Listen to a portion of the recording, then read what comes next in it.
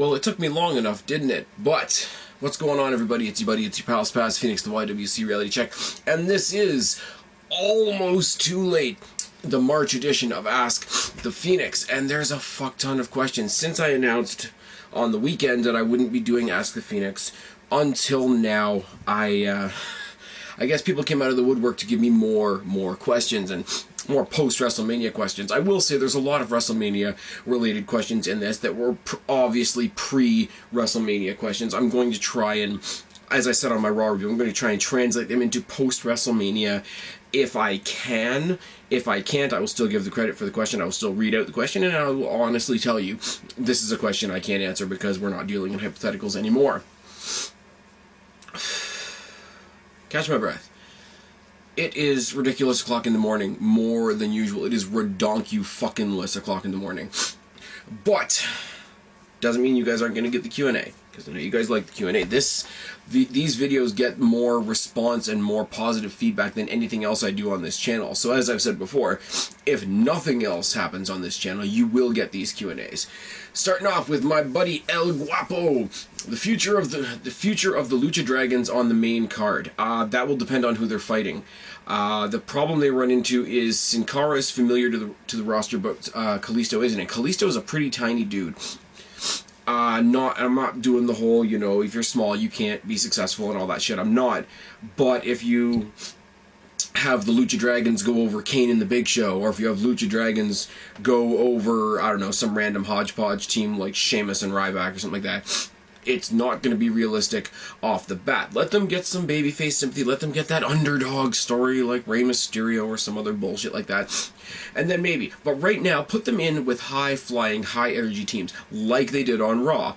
Put them in there with teams like Kid and Cesaro, put them in there with teams like The New Day. I don't really agree with them being in there with the Ascension, because it's just piggybacking off of an NXT storyline, and you want to prove that these guys have moved beyond that. But something like that. Even, I know they're jobbers, but put them in with a team like Los Matadors, who will fight a very, very similar style to them. I think they'll do fine. Sorry guys, sinuses, you know the deal. As much as I don't like it, Rey Mysterio leaves that void. Luchadors are an attraction. They should be held few and far between. They are, between the two of them, the replacement for Rey Mysterio, because obviously the Matadors aren't doing it. I think they'll be fine. I think everybody's already down on it because, you know, oh my god, they ruined the Ascension, which they didn't, but whatever. Out of all the WrestleManias, which one is one that you wish you could have been there to see a major moment? I wish I had been there, and this is a personal thing. This is not like it's the best moment in WrestleMania history or anything like that. I wish I had been there at WrestleMania 25 for Jeff Hardy versus Matt Hardy, only because I was the biggest fan of the team, and when they finally did the split properly, it was really, really good. The match left something to be desired, obviously, but the idea of seeing those two in a no-holds-barred match at WrestleMania was off the chain, as the expression goes.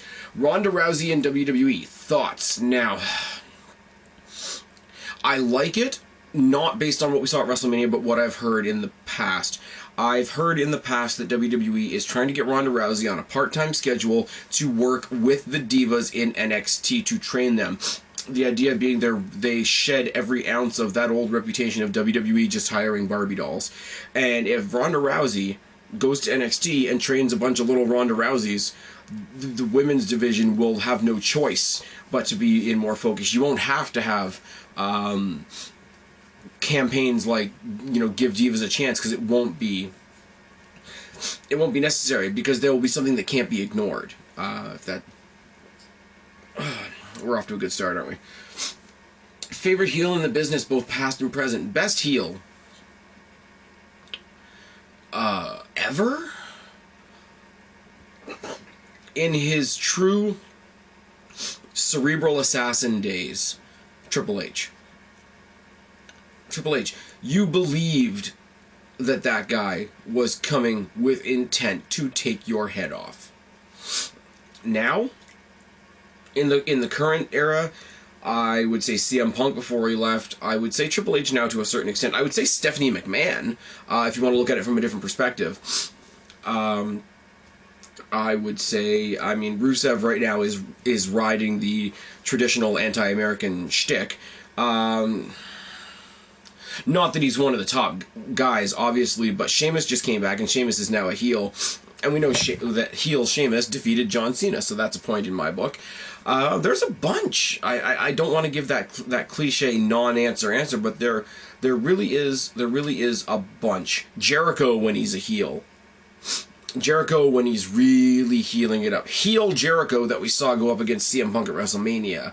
You know, digging into the family, digging into the past, the alcoholism, and just rubbing that salt in the wounds as you know, I'm using cliches all over the place, aren't I? But this is how it goes. There's a couple of all time, and this is when I say of all time, I mean in the time that I've been watching wrestling. This is not, you know, from the 60s, 70s, 80s all the way to now. This is in my memory, off the top of my head, best of all time. In his prime, in his best cerebral assassin incarnation, you got to go with Triple H. Okay, that's all it for Guapo Dossie Chatham, and every time I say that, I really hope I'm saying it properly. At WrestleMania 21, there was a fortunate few that really benefited from their matches: Randy Orton, John Cena, Edge, and Batista. In a time that new stars were desperately needed, WWE gave us a new main event scene. Do you think a similar situation will happen at WrestleMania 31? Will the winner of the Andre Battle Royal, the winner of the IC ladder match, Seth Rollins, Rusev, Bray Wyatt, and/or Roman Reigns benefit from their matches at WrestleMania 31 in a similar way? Andre Battle Royal obviously is Big Show. Andre Battle Royal was also relegated to the pre-show, so it wasn't really a WrestleMania moment spot. The Intercontinental Championship ladder match went to Daniel Bryan. He didn't need it to become a new star, but it solidified that he's a big main event player. He can go in and win titles and all that sort of thing. It did contribute to his stock as a main guy, as a main performer. He's now a Grand Slam champion. He can add that to his resume, whatever. Seth Rollins, obviously, shocked us all, walked out with the championship. You don't walk out with the WWE World Heavyweight Championship, snatch it from the hands of Roman Reigns and Brock Lesnar, and not catapult your career a little bit. Rusev looked strong in his match with John Cena. I don't think his loss will hurt him. He'll come back bigger, badder, stronger than ever. He's got Lana to blame for the loss, and he'll destroy Cena at some point. Bray Wyatt, again, is another one who went in to his match with The Undertaker. He gets the credit. Here's the thing. Bray Wyatt gets his build before WrestleMania, because Bray Wyatt told the entire story. Everybody was pissed off that that Undertaker wasn't there, and that Bray Wyatt had to carry the whole weight. But Bray Wyatt proved that he can carry the whole weight, and that puts an immense amount of credit in his category, and WWE notices that for sure going forward. Roman Reigns, people are just celebrating that he didn't win, and I don't know. I don't think anything they did at WrestleMania could stop the butthurt people that are butthurt. But that being what it is, I think a lot of the guys in those spots, specifically those spots that you mentioned, are going to benefit going forward. Daniel Bryan has the momentum of a runaway freight train right now, does he not? And that's the prime example, as well as Seth Rollins. And, I mean, for anybody that's not a huge Daniel Bryan fan, you can walk around and have more and more sympathy for Ziggler and Ambrose because you can feel like they got screwed, which I kind of believe they did. Not a dig at Daniel Bryan. He didn't need this as much as they did. Stardust, same deal. Phenom and Hitman 2. The questions start with 101, so I'm guessing somewhere down the list there's the first 100. But here we go. Do you want Brock Lesnar to stay in WWE? Yes. I want Brock Lesnar to come in. I want him to be a spectacle. I want him to be the guy that somebody faces when they need to go on vacation. And that might sound dumb, but look at SummerSlam. Look at SummerSlam, what they did to John Cena. And obviously John Cena is going to come back the next night on Raw because he's Super Cena. But let's say that he wasn't. Let's say John Cena had some family issue that he had to deal with. He was going to go get married to Nikki, or he was going to go be a dad, or whatever. He just needed to recharge. He was feeling some injuries. He's feeling the stress of the road, whatever. They want to give him some time off. You do what you did to John Cena at SummerSlam. Take the title out of the equation, obviously. But you do what you do to John Cena at SummerSlam. Sell the impact of Brock Lesnar's beatdown on him, and have him go away. Have him just, you know, he went home. The story can be he went home to lick his wounds, and he's battered and bruised and broken, and all the dramatic things they could say about that. But in actuality, he could use that time off. He could use it. He could go and it would be a reason for him to go recharge his batteries. It would be a reason for us to miss whoever the superstar is. I'm just using John Cena as an example, and appreciate their comeback, either, you know, at Royal Rumble, which is when a lot of people return, or even keep him off until after Mania. Have him have a big comeback on the after Mania Raw, or something like that. Brock Lesnar could be the excuse to give a lot of guys a vacation, because it's believable. You saw what he did to Michael Cole tonight, and Michael Cole is definitely on the same level as John Cena, for sure.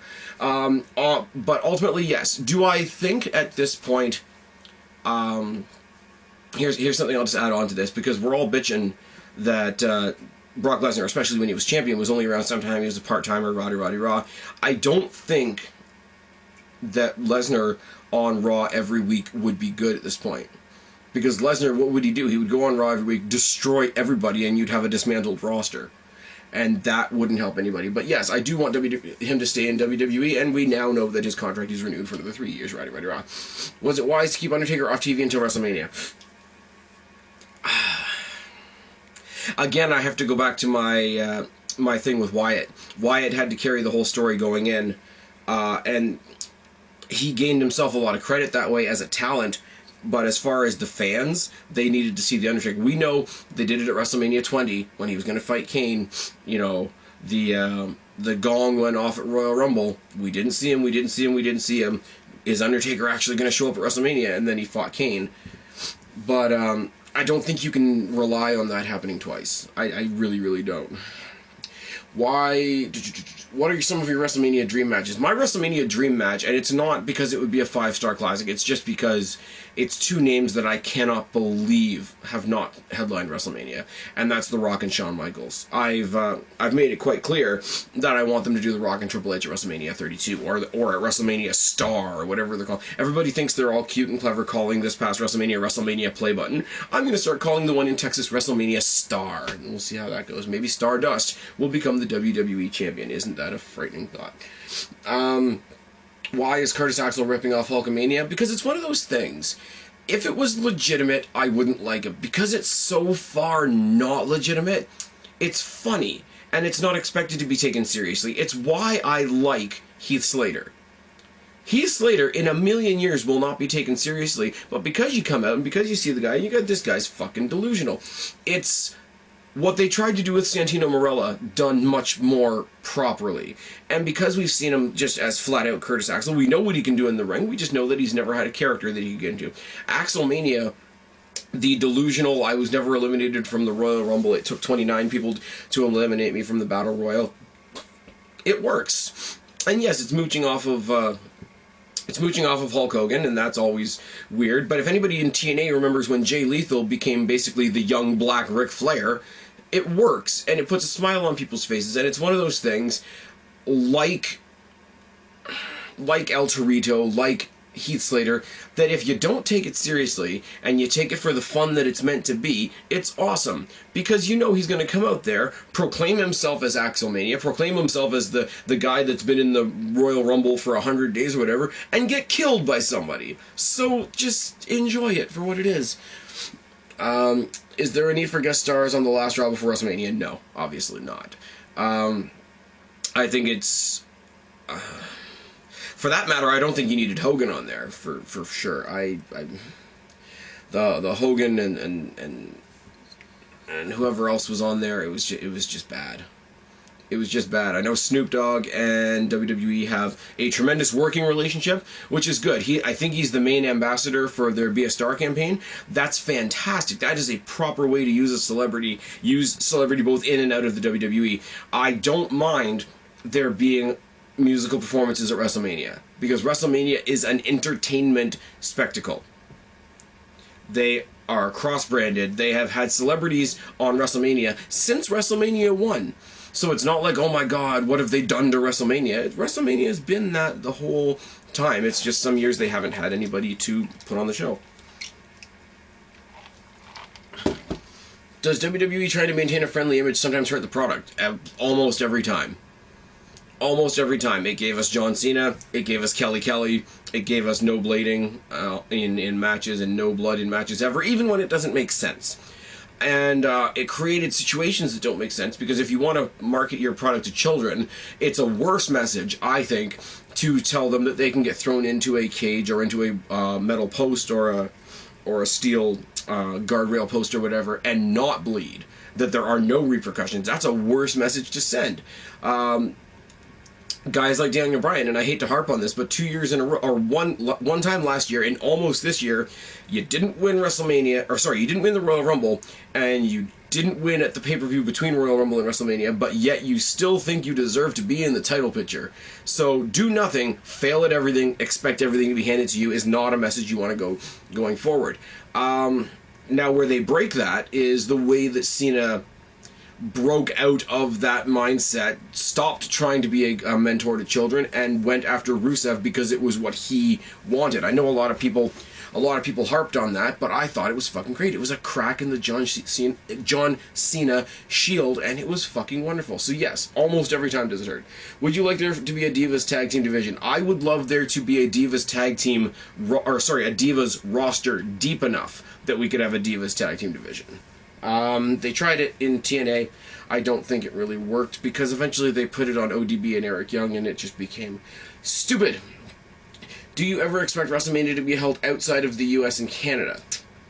I don't even expect WrestleMania to be held in Canada right now, because apparently I've seen some articles, and I don't know how accurate they are, but like the amount of money it takes to take a production like WrestleMania outside of the States is astronomical. I've not to an extent, but I've tweeted back and forth with Jimmy Corderas, former WWE referee and current host of the Aftermath show here in Canada, in Toronto, on Sportsnet 360, and he's actually answered some of my tweets, and he actually answered me on that, and it's just the production bill. To do a regular pay-per-view, okay, you modify the stage a little bit, you have the same lighting and whatever. To put a massive production, you see the type of building they want to hold WrestleMania in now. There's nothing like that in Canada that I can think of. And elsewhere in the world, I really don't know where there is. I'm sure there is. I'm not saying there isn't, and I'm not saying that everybody else is shit, because they don't have big enough stadiums, don't get me wrong. I don't know if, to WWE, I don't know if it's worth the cost. I really don't.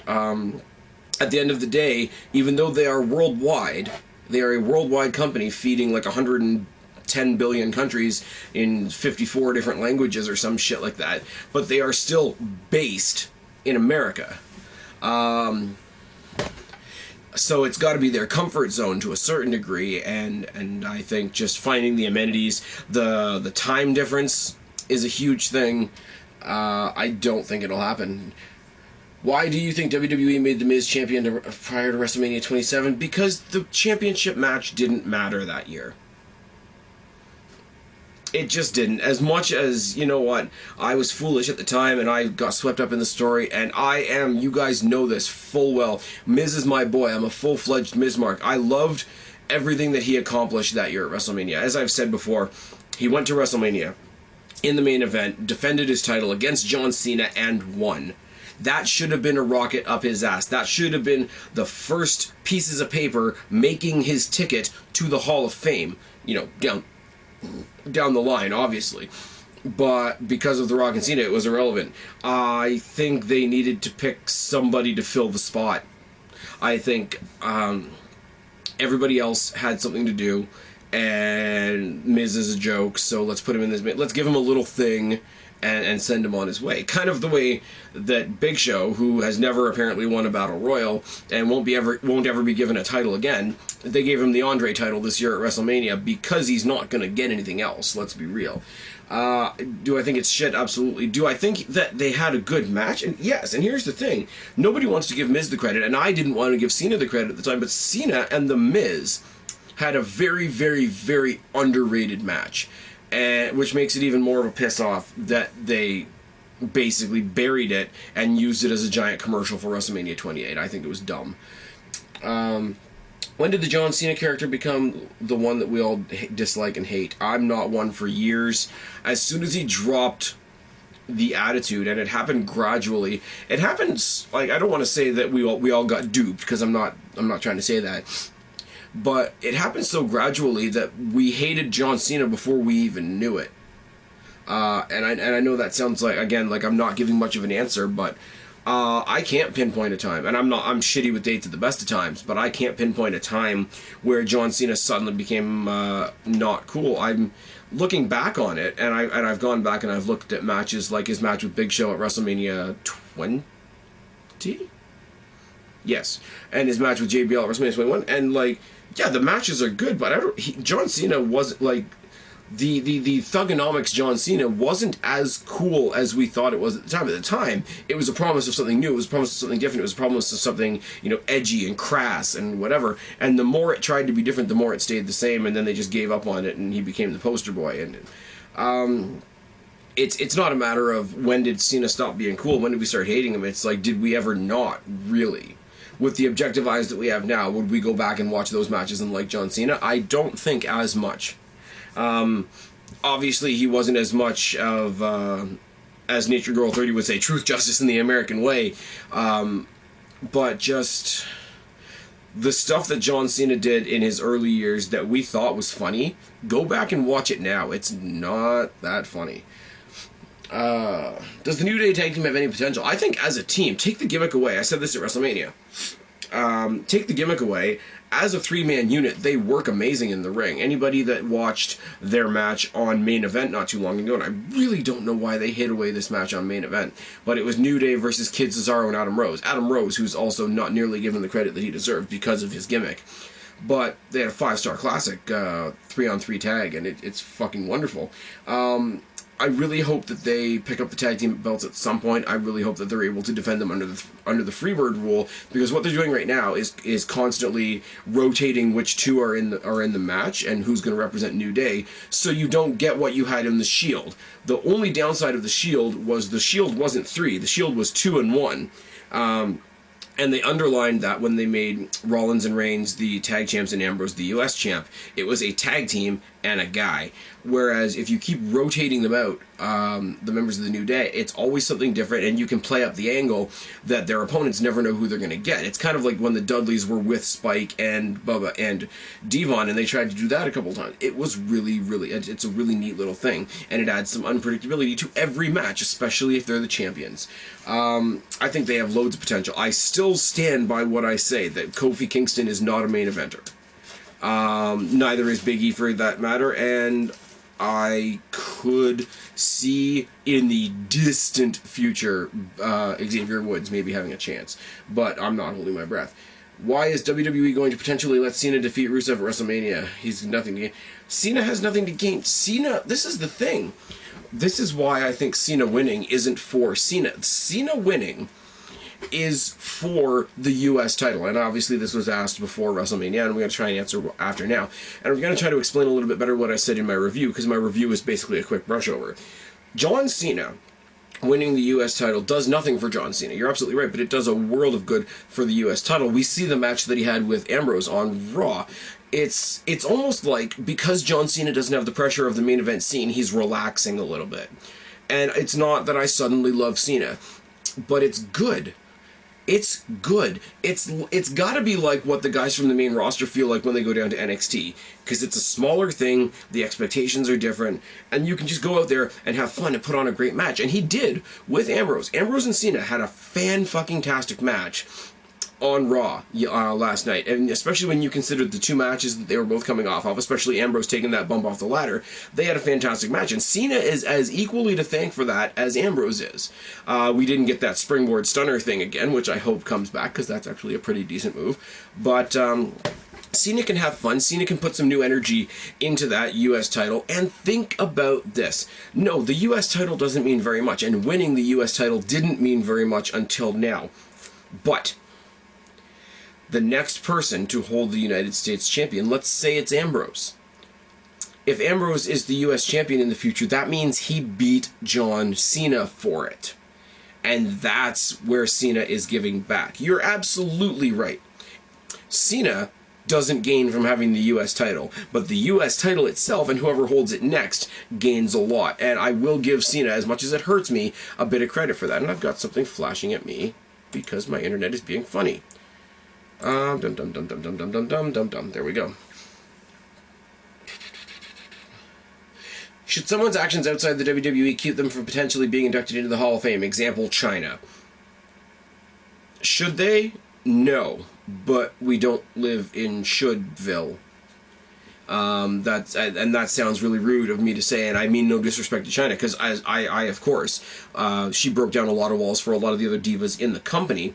Being the first woman to hold an Intercontinental Championship, being the first woman involved in the Royal Rumble, for example, and other things going on and on and on down the line.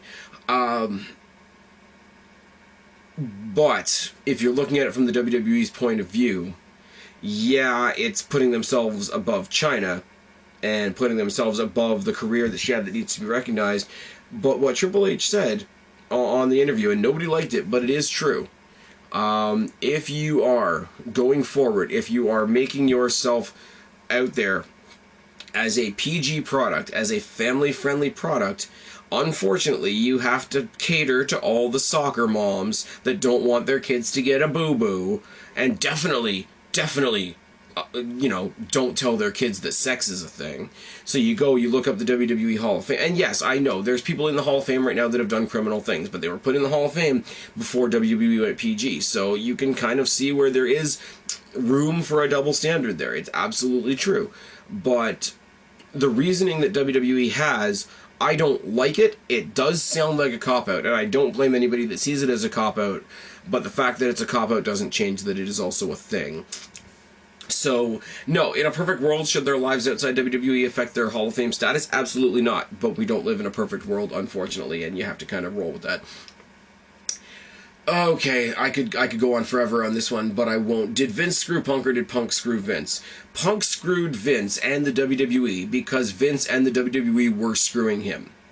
It's entirely mutual. There's wrong on both sides. There's right on both sides. As much as I'm a mark for Punk, and as much as there's a small part of me that says, fuck yeah, stick it to the company, if everybody did that, there'd be no show. That's the thing.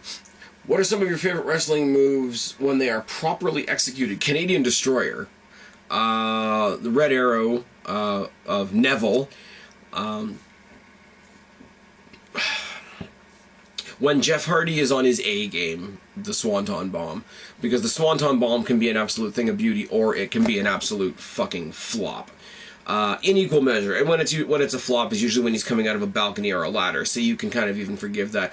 As far as being effective and a move that I would never ever want done to me, you gotta go with the pedigree. Because here you are, here's all my weight and your arms are held behind your back, and all of that is being delivered on your face. As far as that sort of, RKO out of nowhere thing, you got the RKO, you got the stunner, you got the diamond cutter, which are all basically the same thing, and you got sweet chin music. You got anybody that uses the big boot. Tombstone is nice, especially now because we only see it once a year. But yeah, Canadian Destroyer is ridiculous. What's it called? The flux capacitor that Frankie Kazarian does is another really. It's basically a moon. If nobody's ever seen it, imagine hugging somebody on the top rope and doing a moonsault with them. It's ridiculous. Do you think Shane McMahon will ever be involved in the WWE again? To my knowledge, and I could be wrong on this, Shane McMahon divorced himself from WWE so that he could go pursue his own business pursuits. If those business pursuits fail, clearly he'll come back to the fold. If they succeed,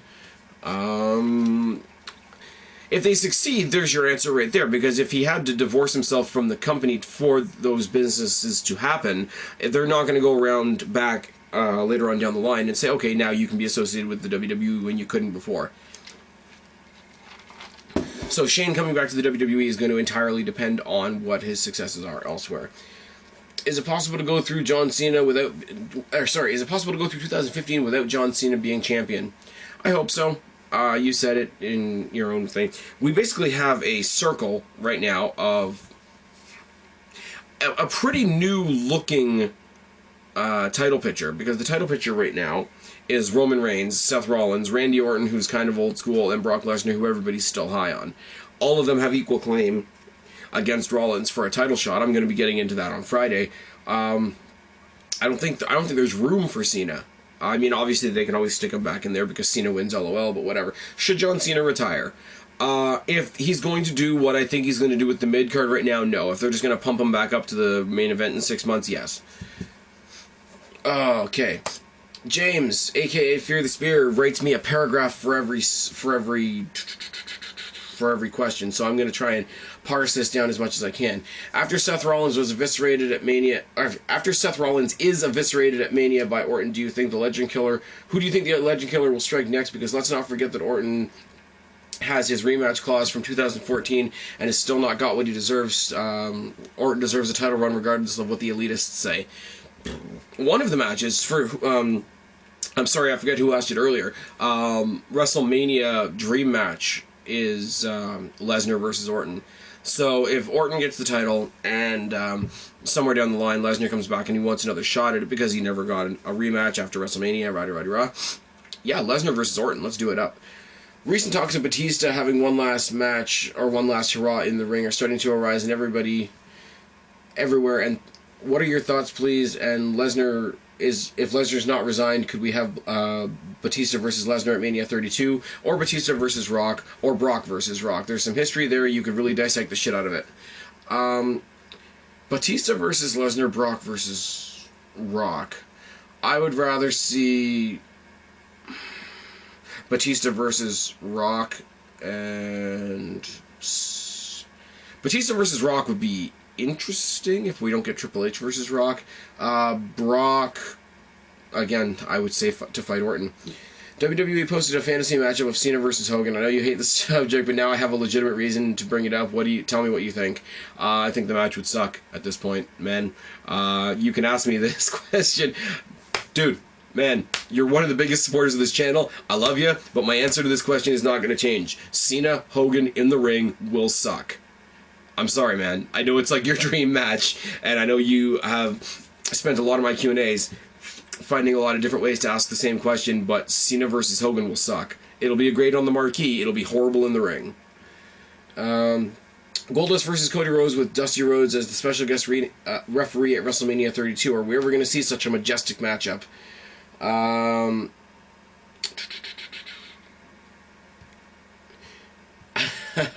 And he makes some random point about how I should work in WWE or TNA, because nobody has passion like us. That's not true. That's not true, man.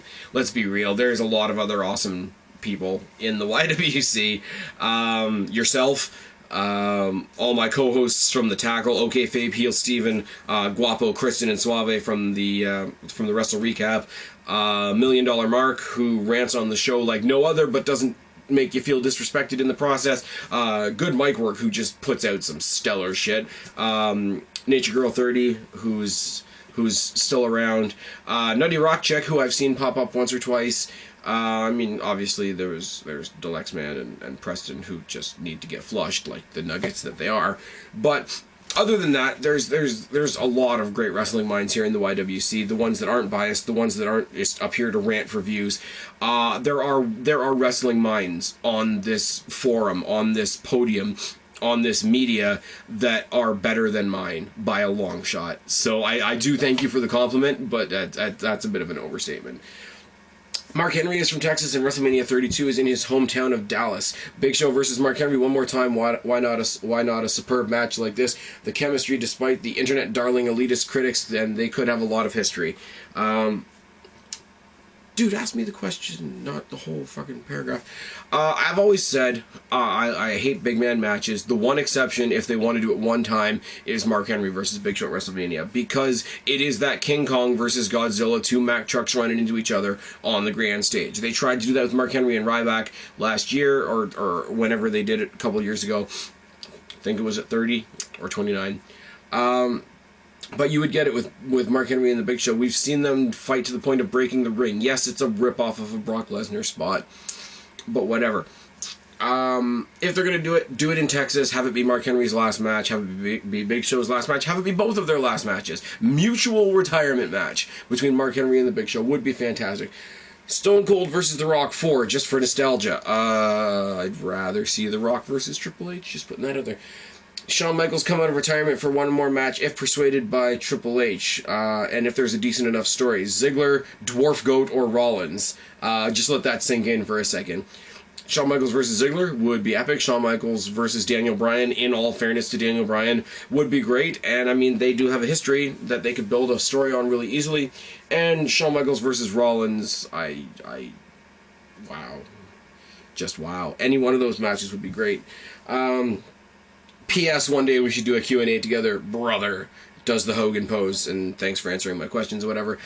James, buddy, as I said, I can answer your questions without you writing me a paragraph. I really, really can. But thank you for your questions. You know I always appreciate it. Phenom and Hitman 2. Here's the first 100 question. Why are people so obsessed with Daniel Bryan? Simply put, because people like to feel that they are counterculture. It's the same people. It's the same reason that people like Rey Mysterio. It's the same reason that people like Jeff Hardy. It's the same reason that people like Shawn Michaels. It's the same reason that people like Austin Aries. It's the same reason that people like, I don't know, Kazarian. And what they did a billion years ago was they decided that 6'5", 275, big muscled up guy looking like he's cut out of granite is the prototypical wrestler. This is the prototypical wrestler. This is the Starbucks of wrestlers. So anybody that wants to look cool is going to cheer for anything but that. Now, in saying that, is he a fantastic talent? I've said it a million times. Absolutely. Right now, people that are really, really up Daniel Bryan's ass are doing it because it makes them seem counterculture and rebellious, and look how badass we are. We're going against the grain. When the grain really doesn't exist anymore. Look at the champions. Look at the champions. Daniel Bryan, Kid Cesaro, Seth Rollins. Okay, John Cena's your odd exception, but he's got the lowest title on the totem pole. Look at the past champions in the past little while. Daniel Bryan, CM Punk, Rey Mysterio, Alberto Del Rio. Yes, you've got your Sheamuses and your John Cenas in there. Yes, you've got Brock Lesnar in there. But it's not as cookie cutter as it used to be. And people thinking that they're badass because they think they are, or people thinking they're badass just because they could say, well, I went to an indie show and I went to ROH, so I saw that guy before you did. I saw that guy before he was popular. I'm cool. My mommy told me so. And I'm not mentioning Deluxe Man by name, but it's a thing. That's why. That's why. And it's unfortunate because those people liking Daniel Bryan for those reasons takes away from all the legitimate, talent-filled reasons you should be into Daniel Bryan. Because he has a fantastic talent. Why do some people think that Roman Reigns wasn't ready to win the Royal Rumble? Because they hate The Rock. And they want to say that The Rock ruins everything, even though The Rock is not here. So that heat got passed on to Roman Reigns. They say that Roman Reigns is sadly using his family lineage, heritage, and all that sort of thing to become popular and to give himself credit that he doesn't deserve. I say, what did Curtis Axel do? I say, what did Natalya do? I say, what is Charlotte Flair doing right now? I say, what did Randy Orton do when he came in? What did Jeff Jarrett do when he came in? What did The Rock do when he came in? I say there's 1,000,002 reasons. I say that Cody Rhodes has gotten the rub more than once from his brother and his dad. I say Ted DiBiase, when he was a relevant thing in the WWE, was introduced to the roster by his father, the $1 Million Man. I say that this is something that's so cool in every other event, but because the YWC rulebook suddenly wrote a new page and you're not allowed to like Roman Reigns, this suddenly doesn't count. It's the same reason as they suddenly rewrote the rule that we need to get somebody new in the title picture, and then they got somebody new in the title picture, but they wanted to still bitch about not having somebody new in the title picture, so they made this rule out of nowhere that Roman Reigns doesn't count. It's a thing. Yeah, that's all it is. Do you think CM Punk would be successful in UFC? I've never seen CM Punk do any MMA in my life. In an interview, in a YouTube clip, I've never seen CM Punk do a scrap of MMA. More to the point, I've never watched UFC. I mean, I've been at parties, or I've been at gatherings, or at somebody's house, or at the bar, or whatever, where it's been on. It looks brutal. Obviously, when Ronda Rousey was the talk of the town, I was seeing the matches that she was winning in like 9 seconds. Maybe she needs to have a match with Daniel Bryan, just putting that one out there. But it looks brutal, and, you know, props to the people that are doing it. I think they're insane, because they're basically having a Hell in the Cell match every night, for real. I've got no reason to think that he won't succeed. There's nothing glaring at me to say that he won't succeed, and I'm sure if you look into it, you can look up CM Punk's martial arts history and whatever. I'm not going to do that because I don't really care. Will I watch his first match in UFC? The answer to that is going to be yes. Absolutely. Will this help the relationship between MMA fans and WWE fans? It'll help it the same way Del Rio and Lesnar coming to the WWE did. It'll help it the same way that Ronda Rousey doing her guest spot at WrestleMania did. The crossover, and even if you want to talk to a lesser extent, Lashley balancing his time between TNA and Bellator, much minor leagues, obviously, but it's cool to see that crossover is happening pretty much on every level. Will he be successful? Who knows? Do you think CM Punk will ever return to the WWE or make peace with the company? I think if he flops in UFC, he will end up back in WWE. Do you think SmackDown's new TV slot will help with the ratings? And this is where we get into an interesting spot, because you guys know I get it on Wednesday, and most of my American viewers anyway, have to wait till Thursday. I think, for myself, I don't bother reading the spoilers if I know I'm going to watch it on Wednesday. That's a thing. If it's on Friday, 50-50 chance whether I'm home or not, so I might as well read the spoilers to see if it's even worth watching, even if I am home. The Friday Night Curse. The Friday Night Curse has now been passed on to TNA, but, you know, good luck with that. Yeah. I think if people are not looking at a situation where it's like, oh, do I want to go enjoy my Friday night, or do I want to see what happened on SmackDown, they will see what happened on SmackDown. By the dirt sheets, by NoDQ, by WrestleForum.com, and all that sort of thing. With it being during the week, when people are still doing their standard work, school, week stuff, yeah, it's good. Especially for me. I get to watch NXT and SmackDown all in one night, and it's fucking wonderful.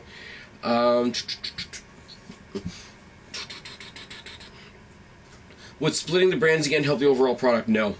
Because they have a brand split.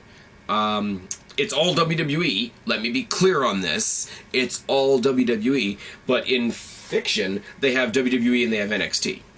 Which is why I truly believe that when they leave Full Sail and go on the road full time, it should be WWE Raw and NXT SmackDown. I think that is the direction that they should go at some point. Now, will NXT go to a blue logo? Maybe, maybe not. But no, splitting the main roster doesn't do anybody any good. It really, really doesn't. Why do you think the WWE...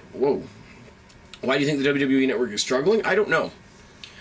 People that cancel the WWE Network because they don't like Raw are sending a mixed message to WWE. Because the point is, they're going to stream NXT, this show that they love so much, and they're still going to watch Raw to complain about Raw. Now, they've taken money out of WWE's pockets, but... because they don't have the network anymore.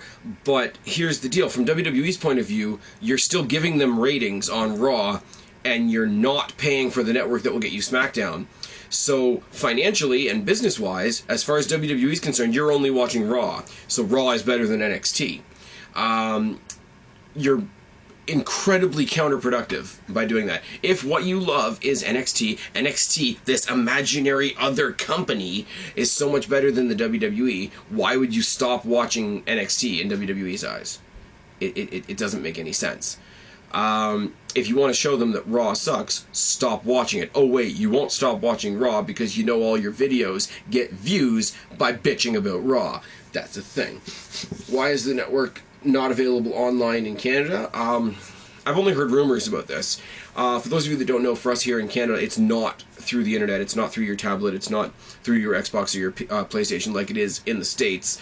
They made a deal with Rogers Cable and Shaw and a couple of other cable channels, and it's an actual channel. I flip on my TV, I go to 512, there's WWE live. If I go to my Rogers box and put in, I think it's $3.97, there's the on-demand library. The on-demand library, by comparison to the American library, sucks. I'll put that out there right now.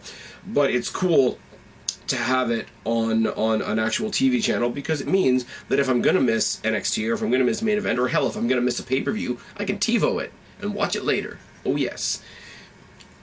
Do you like or dislike that WWE replaced the Elimination Chamber with Fastlane? Elimination Chamber serves no purpose anymore. Elimination Chamber was to establish the other title match at WrestleMania. And there is no other title anymore. I've said a bunch of times now, if you want to have an Elimination Chamber match for the Intercontinental Championship and build that title up, I don't mind that, but then you get to the point of why would you have an awesome match like Elimination Chamber before WrestleMania? And then the logical next step to that is, well, why don't we just have an Elimination Chamber at WrestleMania? Which would just be ugly. I'm sorry, guys, but it would. It was awkward enough them trying to get Hell in the Cell in there twice. I don't think you'll ever see... I don't think you'll see Elimination Chamber in that spot anymore, and I definitely don't think you'll see an Elimination Chamber match at WrestleMania. So I think it'll just be... it'll either be tossed to the side, or there'll be guys having one-on-one matches in the chamber structure, which will be stupid. It doesn't serve any purpose anymore. It's the bottom line. This is what happens. I lose my place. Should WWE bring back the Elimination Chamber pay-per-view as a lead-up to SummerSlam? Could be decent. It could be a cool idea. What I've always said is they should bring back King of the Ring and treat King of the Ring like the Royal Rumble. Royal Rumble gets you your title shot at WrestleMania. King of the Ring gets you your title shot at SummerSlam. That's just me. That's just my opinion. Elimination Chamber could. It really could, but what's the... I'm not gonna look up the calendar right now, but what is the pay-per-view before SummerSlam? I don't even know. Should WWE remove certain gimmick pay-per-views such as Hell in the Cell and TLC? Hell in the Cell, yes. Because Hell in the Cell, there's only one thing you can do with that. TLC, you can get a good ladders match, you can get a good tables match, and you can get a good TLC match. There is no such thing as a good chairs match. That's a unicorn. And the stairs match, I hope, is a one-time only thing. Which do you like better, wrestlers with gimmicks or more realistic wrestlers? It entirely depends. It entirely depends. You can get a situation where Owen Hart is better as Owen Hart than the Blue Blazer, but you can also get a situation where Cody Rhodes is a hell of a lot better and more engaging, and people are more excited to see Cody Rhodes as Stardust. It entirely depends on the talent. Most guys that are real actual people have shown that they excel at being themselves. Other guys absorb characters better. Dashing Cody Rhodes, dashing to deranged Cody Rhodes, the master of mustachioed magnificence, and then finally on to Stardust. It depends on the talent. I'm obviously going to prefer a talent doing whatever they are good at. Obviously, Husky Harris became better when he became Bray Wyatt. Husky Harris on his own wasn't going to go very far. I'm just putting that one out there as well.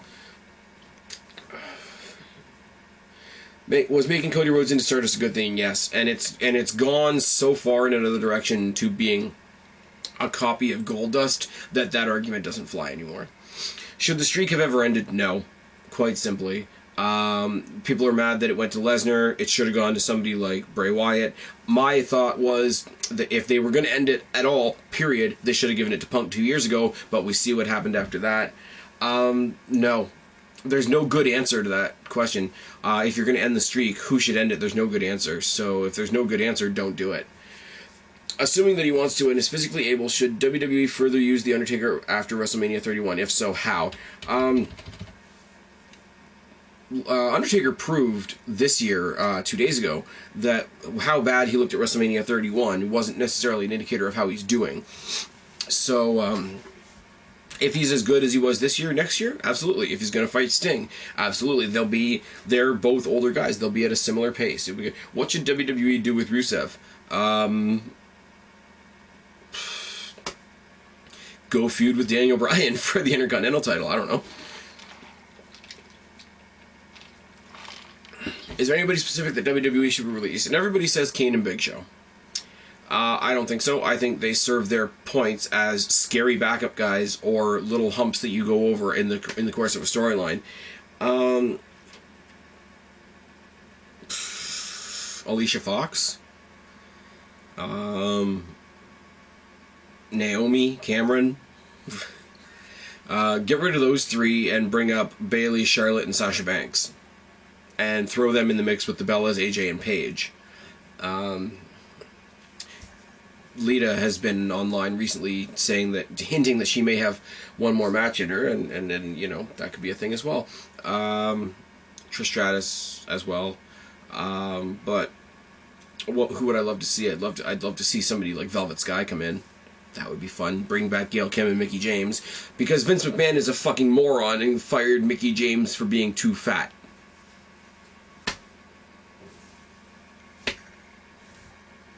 I got nothing. Try to bring back Ashley Massaro. Try to bring back Caitlyn.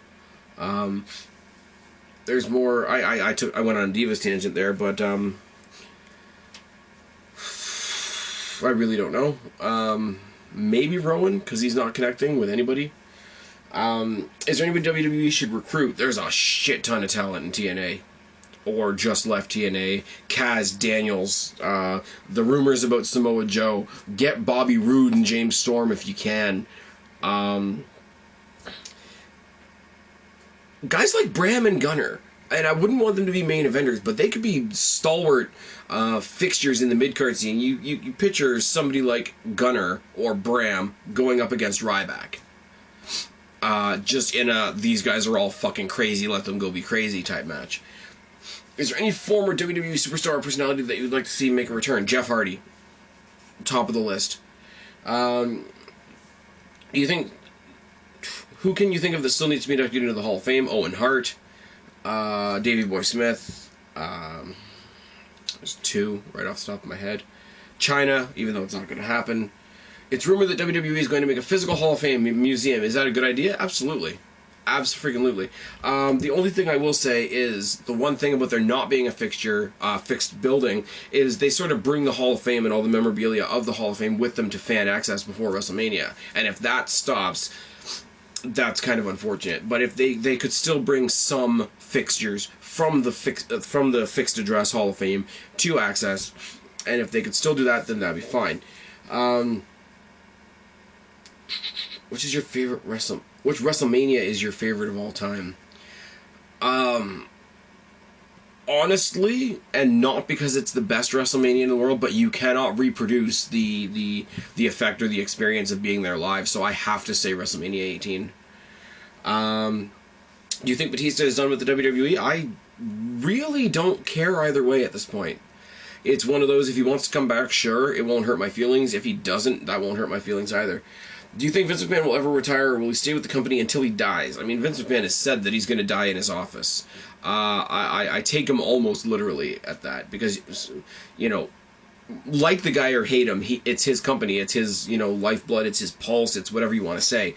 But he lives, eats, and breathes WWE. It's gotta... When he finally hands it over to Triple H, it's that old, you can have it when you rip it out of my cold dead hand type scenario, and I don't blame him for that. Look at the fucking dynasty he's built. I'm sure he thought at some point he was going to be handing it off to Shane, but, you know, that being what it is, he's handing it off to Triple H, which really means he's handing it off to Stephanie and letting Triple H play with it. But I wouldn't be surprised if he has not stepped down until he passes away. And I don't want to talk about Vince McMahon passing away, first of all. The guy recreated and rebirthed sports entertainment. I don't want to think about the guy dying anytime soon. Say what you want about his creative vision, but you don't want somebody to die. What new types of TV or WWE programming should WWE develop? I don't want to see other programming, like all this reality TV show bullshit. I like the documentaries. I like the Monday Night War. I like the... I would love to see more documentaries on companies that I never watched, like AWA or WCCW, etc., etc. I would love WWE to be so philanthropic and so confident in their own product that they don't mind letting other products onto their network. I would love to see Impact on the WWE network. I know that's never going to fly for a bunch of reasons, and I know a lot of people are going to tell me that I'm dumb right now, but that is the best idea ever. You help another company grow, they provide competition for you. WWE thrives in competition. It's the best idea ever. But do more stuff like the Monday Night Wars. Do less stuff like fucking Countdown, because it's pointless, and it is. Televise dark matches. The pre and post Raw dark match should always be on the network. That's just a thing. And I know that the pre and post Raw matches sometimes end up as being part of main event or part of Superstars or whatever, but let the people on the network have a preview of it. You know what I mean? Turn into a wrestling network to watch wrestling, not, you know, a bunch of old guys playing house. And all due respect to the Legends, but I don't give a goddamn about Legends House. I really don't. And I definitely flip the switch. I don't give a fuck about Total Divas. Will WWE ever go TV-14 again? WWE will go TV-14 when it has competition. When TNA or ROH or CZW or Lucha Underground or whoever the hot company of the minute is actually seen as legitimate competition, they will go and back and they will default into TV-14 mode. And the Attitude Era, or elements of the Attitude Era, we won't have Katie Vick, we won't have Mae Young giving birth to a hand and all that crap. But the edgier, you know, sexier, more violent, hardcore end of it, and hopefully the hardcore title maybe, will come back as soon as they have competition. How can WWE improve the Divas division? They don't need to do anything to them. This is a thing. Recognize who the top stars in the Divas division are. Bring up a couple from NXT if you want. Don't do anything to them. Let them do their own thing. Give them time, and then fuck off and let them do their own thing. You don't need to do anything to them other than give them the platform to do what they're going to do. WWE one day. There's nobody for her to face realistically. I thought it was really cool that they brought her back to TNA to face Havoc, because you got two mastodon women in the ring together. There's nobody even close to the size of Awesome Kong. WWE hires Barbie dolls. We know the cliche. If you brought over people like Havoc, like Awesome Kong, like ODB, and stuff like that, and you had like a women's heavyweight division, absolutely. Get those girls trained up by Ronda Rousey, it could be a hell of a time. What is one of your favorite storylines or angles of all time? Ah, man.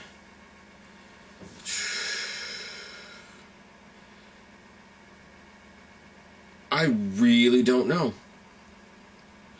I really don't know, because you don't know. How can I say this? I can't think back on stuff and think about how great it was at the time. I'm very much a live in the now type thing. Several times I've gotten it in my head that I was going to do a sort of a flashback series, you know, on this day 5 years ago, or if it's WrestleMania 50 from 2015, I'll do the WrestleMania from 2010 or some sort of review flashback series. I can't get into it. I mean, obviously I'll go back and I'll watch pay-per-view because it's fun, whatever, but I'm not in it because it's not what's happening right now. This is something for me personally. I know a lot of other people can do it. I don't like the guy, but Mark Pearson has a very what do you want to call it, popular series called 10 Years Ago. That he does quite well with. As much as I don't like him, it's a great little thing. I can't get excited and invested in stuff that is not happening now. And that's terrible, I know. But, I don't know, the slow burn dissolving of the original Evolution. The very, very long-standing rivalry between Triple H and The Rock. Which is why I want to see it happen at WrestleMania. And I've done videos on this, so I don't need to go on it any further. Was combining the two world champions a mistake? No, because if you've got two world champions, there's two people that can call themselves the best, and therefore nobody is really the best. Do you like the Authority? Yes. I like the Authority in the sense that this collection of people, Seth Rollins, Triple H, and Stephanie McMahon, work well together as bad guys. The idea that in general, the easiest way to throw a story together is to have an evil boss, and everybody is trying to recreate Vince McMahon versus Austin, you're not going to recreate that again. That was a once-in-a-lifetime dynamic that's never going to happen again. And the fact that all companies really sort of fall back on that now is lazy, to be perfectly honest with you. Everybody looking at it, everybody, including the WWE, looking at WWE and saying, well, this works, it'll work again. It'll work again. It'll work again. See John Cena and John Laurinaitis. Who gave a fuck about that match? Not a single person. Do I like the Authority as a group? Yes. Do I like the Authority as a concept? No. When the time comes, who should temporarily take the Authority spot and run Raw? You don't need somebody running it. You just have the commentators say, well, you know, Connecticut head office says we're going to get this match tonight. Does it annoy you how WWE does not always stay consistent in their angles and they just start over and hope you forget about things that happened in the past? You have to. There's only so many connections. There's only so many combinations of guys you can have, unless you completely flood the roster to the point where everybody's irrelevant and you got like numerous combinations of people that can do whatever. You will repeat storylines. You will have people in tag team matches that were enemies in the past. You will have people trying to help each other out that were enemies in the past, and people fighting that used to be friends. It'll happen. You can't avoid it. Does it bother me? No. Does it kind of give me a chuckle? Sure. You know, to form the to form the lost my train of thought. To form Evolution twice with how we've seen Triple H and Randy Orton and Batista tear each other up at WrestleMania, no less. It does make you laugh. When you look at WrestleMania 18, which I was at, and you see Rock and Hulk Hogan shaking hands at the end of the match and together fighting off the rest of the members of the NWO. Fantastic little moment, but if you think back a couple weeks before that, Hogan tried to run over Rock with a truck. I mean, shit like that's going to happen. You can pick apart any storyline and find flaws. If you're going to do that rather than enjoy the show, I really don't know what to tell you, to be quite honest with you. What's the first wrestling program you remember watching? I used to remember watching it on Saturday morning, and I don't remember what the show was called, if it was just called, you know, WWE Saturday Morning or WWF Saturday Morning, and then I went through a lull where I didn't really watch wrestling, and then I sort of rediscovered Raw, and the first match I saw, one of the competitors was Goldust, and I remember thinking, what the fuck is this? And the rest is history. Did the Shield split up too soon? No, I think, if anything, they dragged it out a bit, because they didn't give any single one of them... If you want to have a World Heavyweight Championship holder within a faction like that, then go ahead and do it, but they should have done that. I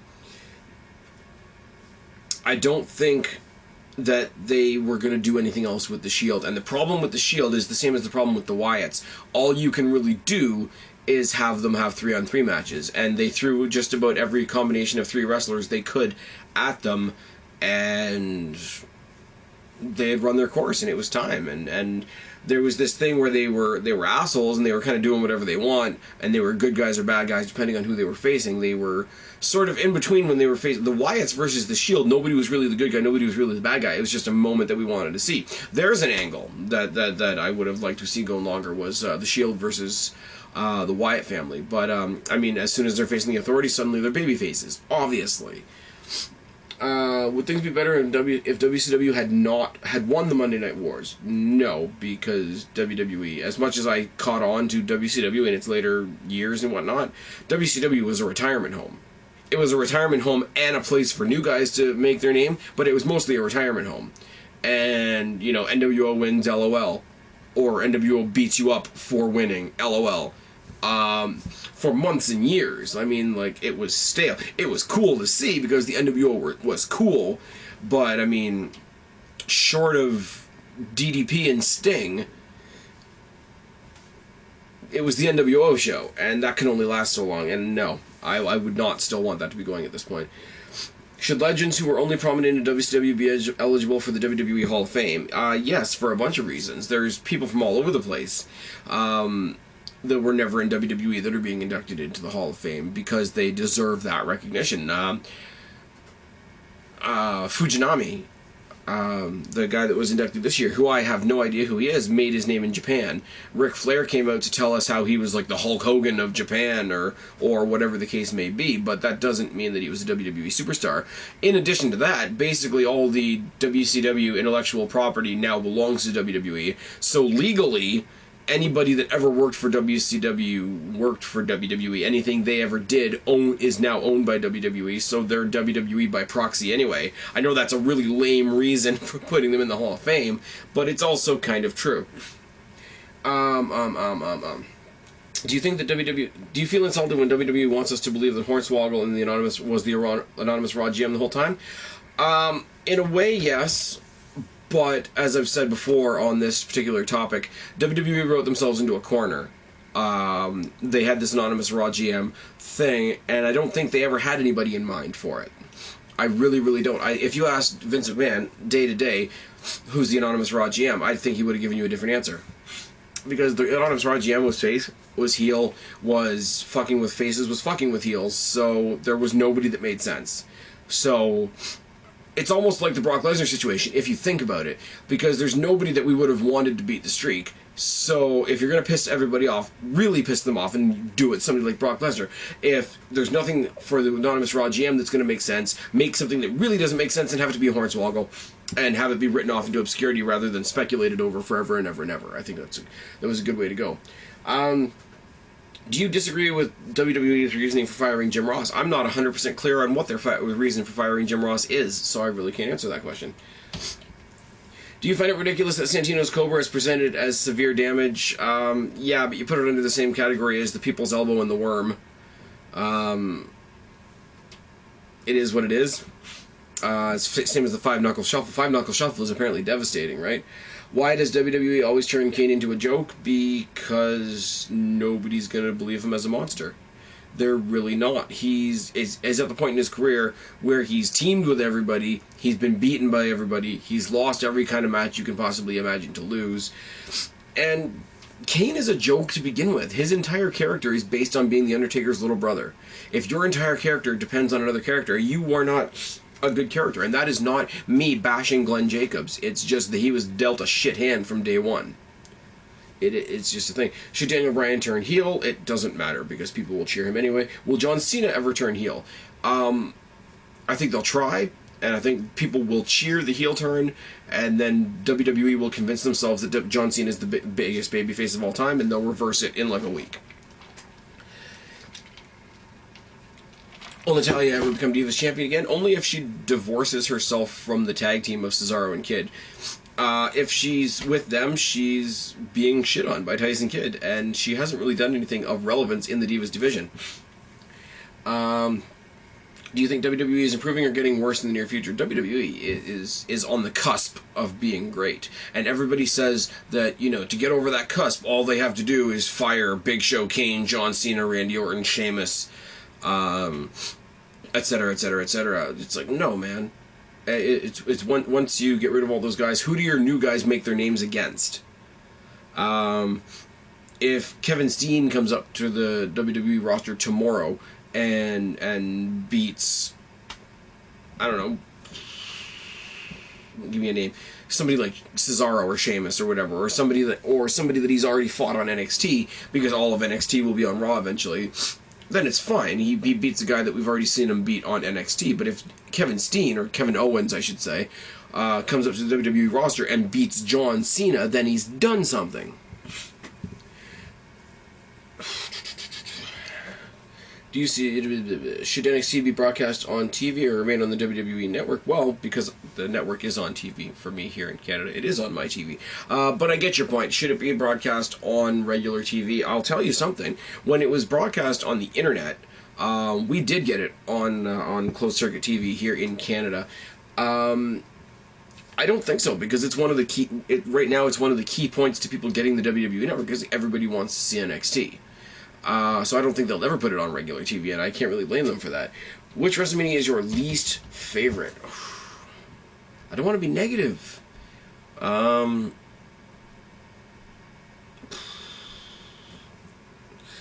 don't know. It's hard to guess because I don't focus on the negatives. WrestleMania 2000 is pretty shit, isn't it? I believe that's the one where they had the Four Corners match with a McMahon in every corner and all that sort of thing. That's bad, isn't it? Is Fandango's gimmick already... Okay, wow, I've skipped a bunch of questions. Should Sting defeat Triple H at WrestleMania 31? I don't think it matters either way. He didn't, and that's a thing. Fandango's gimmick already dead. Fandango's gimmick was fine until they took it away from him and made him like this Spanish, like, extra from Dirty Dancing looking dude. The way he had it before was great. He was getting over as a heel, which WWE hates, but whatever. What types of WWE events have you been to? I've been to a bunch of Raws, I've been to a bunch of SmackDowns. Recently, I've been to a lot of house shows at the Ricoh Coliseum, which is a lot of fun. I went to WrestleMania, I went to Unforgiven, when they were in Toronto, obviously. I went to a TNA show in Peterborough many years ago, which is, for those of you that don't know, is a good train ride outside of Toronto. 2 years ago, I went to Survivor Series with my good friend and former co-host, Steffi Sunshine, which was my first wrestling show outside of Canada. I haven't been to any indies. I haven't been to any other companies other than TNA. The only big show that I missed here was when WWE did SummerSlam here. It was because I wasn't in town at the time. I really wish I had been able to see that, quite honestly. But, yeah, I've been to a bunch of different things. And I will say that the house shows, there is, and I said this on the night, but there's a different element to house shows. And if you're in a big city, like if you're in a New York or an LA or a Chicago or whatever that gets pay-per-views and gets Raws, fantastic, I'm happy for you. But go out of your way to go to a house show, because the house shows are a lot of fun. Do you play any video games? If so, what console? I have a PS3 that has SmackDown, a couple of different SmackDown versus Raws, and WWE 13, 14, and 15. Yeah. I'm not a gamer by any stretch of the imagination. People see me playing wrestling games and they assume that I'm a gamer. Whereas it's completely the other way around. I play wrestling games because I'm a wrestling fan. So if you ask me anything about the consoles or the new ones coming out or the next generation of such and such, I'm going to look at you and be like, that's a thing. Where should WrestleMania 33 be held? Well, if you ask me, I'm going to be biased and say bring it back to the Skydome. But, I don't know. Somewhere big and wonderful. I don't. Who on the WWE is on their way out or near retirement? I know a lot of people are saying it, and I can see it. I just don't think it necessarily has to happen. But Kane and the Big Show are on their way out the door. Taker will retire soon. Sting will be in for whatever he's in for, and then he'll call it a day. I don't know. I don't want to talk about, look, depressing ass shit. Who should be kicked out the door? It's a legit question, don't get me wrong, and I'm not insulting you for asking it, but I don't want to think about it. It's like, well, what's the worst WrestleMania? Well, I don't want to think about the bad shit that happens at WrestleMania. I mean, there's bad things that happen at WrestleMania. Team Teddy versus Team Johnny, the gimmick battle royal, the Miller Lite catfight girls. I don't know. The ones where you say, what's the worst, whatever, if I stumble on them, that's why. It's because I kind of avoid the stuff that I don't like. Did WWE make a business mistake by getting rid of the 6-month commitment? Yes and no. Yes, because if somebody signs up for it and they don't like it, they're already signed in for 6 months. WWE's got 6 months. They basically got a guaranteed $60 from that person. But at the same time, there's people that are on the fence and don't know how good the network is and are going to say, well, for the chance that it might be good, fuck you if I'm paying 6 months. It's a gamble. I don't necessarily know that it's a mistake, but it's definitely a gamble. Is there a need for shows like Main Event and Superstars? Yeah, guys that don't get on the main roster still get to have matches, and you get Diamond in the Rough type matches, like I said before, New Day versus Tyson Kidd, Cesaro, and Adam Rose. When Undertaker's inducted to the Hall of Fame, should he break character for his speech? Oh. On the one hand, I would love to hear what he has to say. On the other hand, it would break my heart to see Mark Calloway break kayfabe. Was Sting coming to the WWE worth it at this point? Yeah, for the historical value and for the fact that they put him in with Triple H, who was able to carry him to a good match, and the huge nostalgia bit that they did at WrestleMania, I'm going to say yes. To finally give us the match, and I know I've said for a long time that this match shouldn't happen because it's going to be depressing, but I won't deny the build and the marquee value of Sting versus Undertaker will sell WrestleMania 8, the 32 WrestleMania star. It'll sell out the place. What's your favorite and least favorite gimmick match? The Punjabi prison is pretty shit, isn't it? The championship scramble for a one-off was good. If they started doing it constantly, I think I'd get sick of it. The standard cage match is pretty much irrelevant now when you've got Hell in the Cell and the Elimination Chamber to play with. I don't think hardcore matches have a place in WWE until people are allowed to blade again. Because if somebody gets hit with a chair, first of all, they should be getting hit in the head. They should find a safe way to do it, but they should be getting hit in the head, and when they get hit in the head, they should bleed. This is a thing.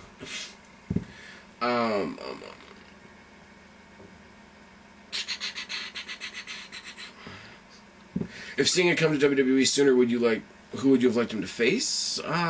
Shawn Michaels, The Rock. I would have still liked to see him face Triple H. Sting versus Austin would have been good. Sting versus Taker, the sooner the better, would have been great. Why do John Cena promos always seem like they're the same? Because they are. How do you revitalize the character of John Cena? Do what they're doing right now. Let him go out there with a mid-card title, with mid-card guys.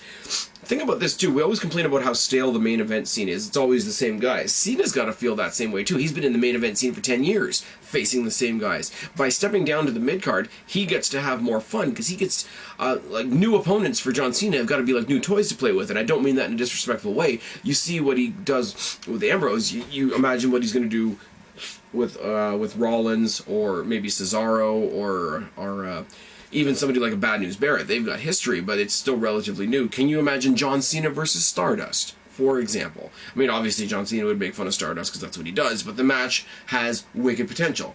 That's all I'm saying.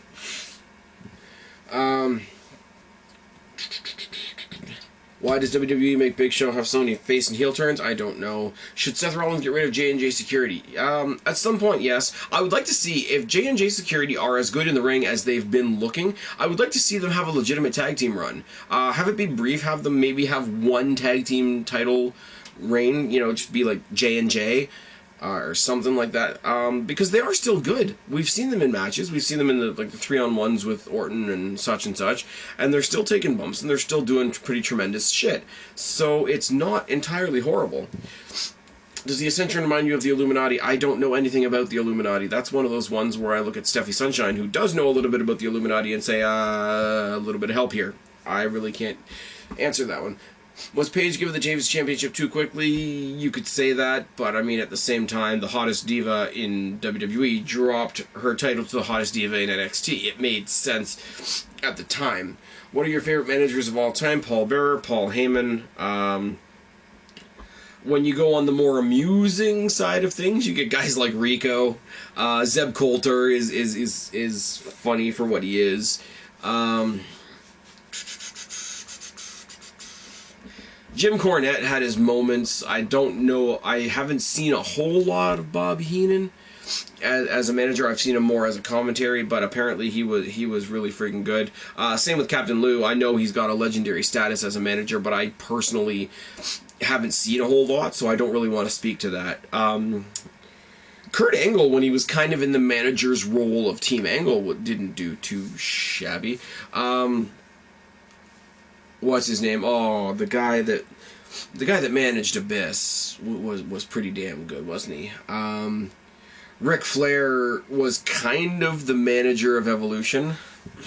Ric Flair as AJ Styles manager was pretty fucking epic. A lot of them. Who could Stone Cold have had good matches with if his career didn't end so early? Stone Cold versus Goldberg should have happened. That's a thing. Do you like Jerry Lawler on SmackDown instead of Raw? I don't mind Jerry Lawler being on Raw. I know that he annoys a lot of people because his shtick is kind of worn out and whatever, but it's fun. And again, it's one of those things where you see something fun happen on Raw, it immediately gets written off as like silly or immature or whatever, but you gotta have some silly. You can't have every match somebody getting a sledgehammer to the face. You gotta have some fun, and that's what Lawler brings, and he's that guy. I don't know. I can't explain why I like Jerry Lawler, but I do. And it's the same as Taz. I don't really know why I like Taz on commentary, but I do. JBL is really, really over the top. Booker T is really, really over the top. Michael Cole as the play-by-play guy is fantastic. If you ask me why I like Taz and Jerry Lawler on commentary, I cannot give you an honest answer. Did Jerry's commentary personality change solely because of the change to PG?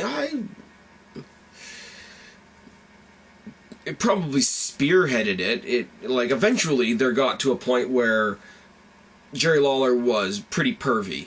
And I mean, not in a he's going out and chasing girls kind of way, but he was ridiculously racist at one point, especially with his rivalry with, or nationalist, I guess I should say, especially in his rivalries with Bret Hart, and he was really, really over the top kind of pervy with the divas when the puppies thing started and whatever. Which, I mean, is good for a period of time, and then you get typecast as that guy that's going to make those jokes, and I'm sure he wanted a reason to stop doing that eventually. I think if anything, probably the PG rating gave him an excuse to say, hey, look, I can do more than make tit jokes. And plus he's more face now, so it's not cool for the babyface commentator to be all like, look at them titties.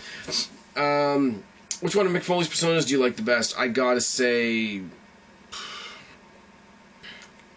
Cactus Jack, because Mankind was sort of animalistic, and whatever he did, whether it was good or bad, was kind of like you would treat a dog. It's just a dog. It's doing what it does. Cactus Jack just decided to be psycho, and that was always better. Do you miss saying WWF instead of WWE? Actually, right now, to the point where, because it's been WWE so long, going to WWF or watching old WWF programming or hearing people talk about stuff from the WWF is what sounds awkward. WWE, it is what it is. It's like people calling Kentucky Fried Chicken KFC. It doesn't change what it is. It's a name. It's the same as people getting very, very upset when Big E Langston was renamed Big E, when Alexander Rusev was renamed Rusev, when Antonio Cesaro was renamed Cesaro. I'm sure people will bitch that Adrian Neville is now being called Neville. But on the upside, he's not going to do the whole Mighty Mouse thing, which is good. It's a name. It's a name. Do you like Immortal, NWO, or Hollywood Hulk Hogan the best? Hollywood Hulk Hogan is the Hogan from NWO and from Immortal, so I'm really not sure how to answer that. Should WWE have less pay-per-views? No, one a month is what we're used to now, and if we dial it back to less, then somebody's going to bitch about it somewhere down the way. Now, a couple years ago, especially when we had the brand split, and we were some months you had 2 pay-per-views, that was saturation, and that was ridiculous, obviously, but once a month is perfectly fine. If they wanted to eliminate the pay-per-view between Royal Rumble and WrestleMania and give WrestleMania like 2 solid months of build, I wouldn't mind that whatsoever. If you want to take it down to 11, get rid of Fastlane or Elimination Chamber or No Way Out or whatever you want to call that February pay-per-view, if you want to get rid of that, no problem with that whatsoever, because it doesn't serve a purpose. Your main events should be set from the ending of the Royal Rumble and should not change. I don't care if you like who won the Rumble, the winner of the Rumble gets the title shot. End of story. From a business perspective, does the WWE Network give away too much product for $9.99 a month? Yeah. I don't know how WWE makes money on the network. It's an amazing deal for us. Anybody, and I know people don't like them saying this on the show, but they're right when they say on the show, you're an idiot. Do you want to pay $60 for a pay-per-view, or do you want to get this entire entertainment package for $10? You are an idiot. It's just a thing. Why does WWE keep the Great Khali around? Even after he leaves, he still comes back. Because Great Khali, in his own way, is kind of a nostalgia factor. It's you bring him out every once in a while, he dances or he chops somebody and he goes, and it's not horrible. Why is suplex from the top rope considered to not do as much damage as a John Cena AAA? Because an AAA is a finishing move. Some guys in the WWE, their finishing move is a punch. Now, how many punches and chops are thrown in a match? It's simple, like wrestling 101, as somebody would say. If it's a finishing move, it's a finishing move. it is what it is. Should Daniel Bryan shave his beard? Yes. Because he looks like a fucking goofball, and he looks like Eric Young. Eric Young, EY, there we go. How should Goldust Stardust, the Goldust Stardust feud be done? Finish it off at Extreme Rules. Goldust said at Fastlane he wanted to beat the hell out of Cody Rhodes until he was too scared to put on the paint again. Have Stardust come out, have Goldust come out as Dustin Runnels in, like, jeans and a t-shirt, and swing in a chair, and beat the living fuck out of his brother, and call that his retirement match. Call it Goldust's retirement match, not Cody. Why doesn't WWE promote NXT on Raw or SmackDown? I think they do. Every time somebody comes up from the roster, it's like, hey, this is another example of the great stuff we see on NXT. In the days leading up to any NXT special, I know it's not a preview, or it's not a pay-per-view, but NXT special, you do get commercials for the thing, and half the time you have NXT talent performing on Raw, SmackDown, main event superstars leading up to those previews. So I don't agree with that whatsoever. If Divas matches got more TV time, would they be better? It depends. Depends on anybody. There's guys in the WWE and there's girls in the WWE that are good in quick, short spurts because they don't have the flexibility and the plethora of offense and the diversity of offense to put on a long match. Now, that's not to say that they're not good. It's just to say that they should be done in short doses. Take somebody like a Goldberg. Goldberg should go in there and tear somebody's head off in 5 minutes or less. Goldberg in a long match is not something I want to see ever, and that's me. I'm a Goldberg fan. Same thing goes currently with Roman Reigns. Similar with Ryback. Ryback matches, once you get over the initial, I'm going to destroy everybody and throw everybody around like ragdolls. As soon as that match goes more than 5 minutes, you clearly haven't ragdolled them because you haven't been able to pin them yet. Divas are the same way. There's divas out there that can put on a great match. AJ and Paige, AJ and Caitlyn back in the day, Ashley Massaro and whoever you want to could do an okay match. Trish and Lita is Trish and Lita. Trish and Lita is the Rock Austin of female wrestling. I've said that a million times. It depends on the talent. It's not specifically a, it's not exactly a quick fix of give divas more time and the matches will be better. If you gave them more time, some of them will excel and some of them will suffer for it. It's a trial and error thing. Should WWE start the trial and error? Absolutely. But I don't think that's the quick fix. It's a matter of establishing who's strong, establishing who's weak, establishing who your mid-card divas are, like Alicia Fox, like Cameron, like Naomi, and doing what they did at WrestleMania. Put the top divas in the top spot, and they will deliver, like they did at WrestleMania. Should Roman Reigns get a manager? Roman Reigns turning heel, starting a Samoan faction, and having Paul Heyman manage the whole damn group would be great. Roman Reigns, the Usos, and Samoa Joe, if he comes up to the main roster, managed by Paul Heyman, boom, done. The Samoan World Order, whatever the hell you want to call it. Will guys like Wade Barrett and Dolph Ziggler ever make it to the main event? Dolph Ziggler should be in the main event right now. Wade Barrett... Which character did you like better, John Morrison or Johnny Nitro? Johnny Nitro wasn't a character. Johnny Nitro was a way of WWE to make fun of WCW one more time. His entrance was the old Monday Nitro entrance music. So he was a living, breathing gimmick. He's like Gilbert. Gilbert wasn't a character. Gilbert was a dig at WCW. John Morrison went off to do fantastic things, and he should have been a world champion. Was there a proper build for WrestleMania 31? Yes. Yes, there was. Roman Reigns won the Royal Rumble. He got shit on for winning the Royal Rumble because it wasn't a popular decision. They bullshitted and skirted around and said that his cousin The Rock helped him win the match, when The Rock never laid a hand on anybody that was legally still in the match. The crowd cried about it. Roman Reigns fell victim to the fact that the crowd didn't like him, and WWE, in a vast scramble, put him up against somebody popular at Fastlane that didn't have any reason or any legitimate deserving to be there to give them a shot. Roman Reigns persevered past that, persevered past the doubters and the fact that it was Brock Lesnar, and persevered past just Paul Heyman trying to get into his head, insulting his family, insulting his ability, insulting, hey, you're a great guy, it's too bad you're not as great as my guy. All that sort of thing. And then he got the title opportunity ripped from his fingers by his former Shield brother in Seth Rollins. It's a great story, and it's one I hope to see go forward. Other matches, the ladder match has a story. I've explained that. The Divas match has a story, whether you like it or not, and I explained that.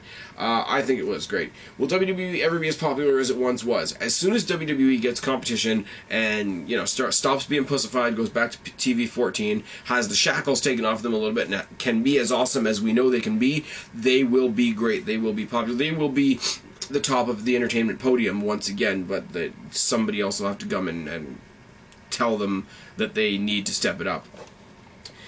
Okay, so that's 119 questions from Phenom Hitman 1. Snake McGoat says, when does a title belt mean something? Now, people have argued for years that throwing a belt on somebody doesn't make them a champion, that the belt doesn't make the champion, that the champion makes the belt. I agree to an extent. But when a belt means something is when both happen. A belt means something when it legitimizes the person holding it, and the person holding it legitimizes it at the same time. I will say, in all fairness, that's the Intercontinental title right now. The Intercontinental title is one more notch in Daniel Bryan's belt. It makes him a Grand Slam champion. It gave him that great spot at WrestleMania. And Daniel Bryan, the wave of momentum that he's been riding for the past year and a half or so, is going to make that title important. You see it in the crowd reaction to Daniel Bryan versus Ziggler last night on Raw, and you will see it going forward. That is a perfect title situation right now. Thank you for that. Cheney815 says, in honor of WrestleMania, these 10 questions will be WrestleMania related. With The Undertaker's streak being no more, who do you think should, or who would you want to start a new undefeated streak? Side note, as of this typing, all 3 Shield members are 2-0. Well, that's not the case anymore. Rollins could have a streak. Thing is, there's been other people that have been undefeated at WrestleMania, and WWE's just never made a point of mentioning it. Miz, up until a year or so ago, was undefeated at WrestleMania. They're not going to give Miz an undefeated streak, but it's a thing. If they wanted to give it to somebody like Rollins, who's a fantastic star and who's going to be there for a long-ass time, then give a streak to Rollins, whatever. Number 2... We get it, dude. You went to WrestleMania 18.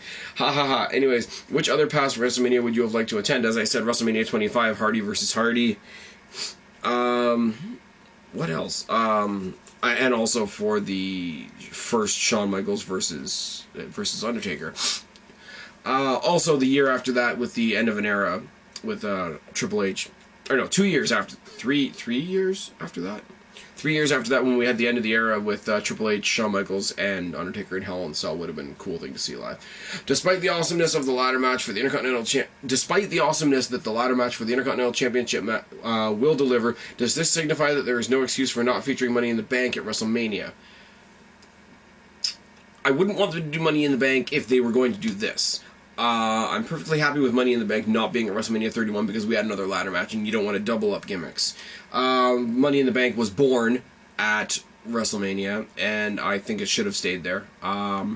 At this point, I think that spot has sort of been taken by the Andre the Giant Memorial Battle Royal, and I'm okay with that because as far as everybody getting a WrestleMania paycheck and as far as getting more guys getting exposure on the big show in front of the large crowd, you're going to get more exposure or more people getting exposed in a Battle Royal than you are in Money in the Bank. So in that case, leave Money in the Bank on its own show and let them keep having the Battle Royal. I don't have a problem with that whatsoever. Do you think the following non-title matches should have been the main events of their respective cards? Brett versus Austin from 13? Yes. Rock versus Hogan from WrestleMania 18? You know, the one you went to? Absolutely. Rock Austin from 19? Yes. HBK versus Angle from 21? Fuck yes. Flair versus Shawn Michaels? Fuck yes. Daniel Bryan versus Triple H from last year? In my opinion, this match as the main event would have sufficed enough. I gotta agree with you on that one, actually. The last one...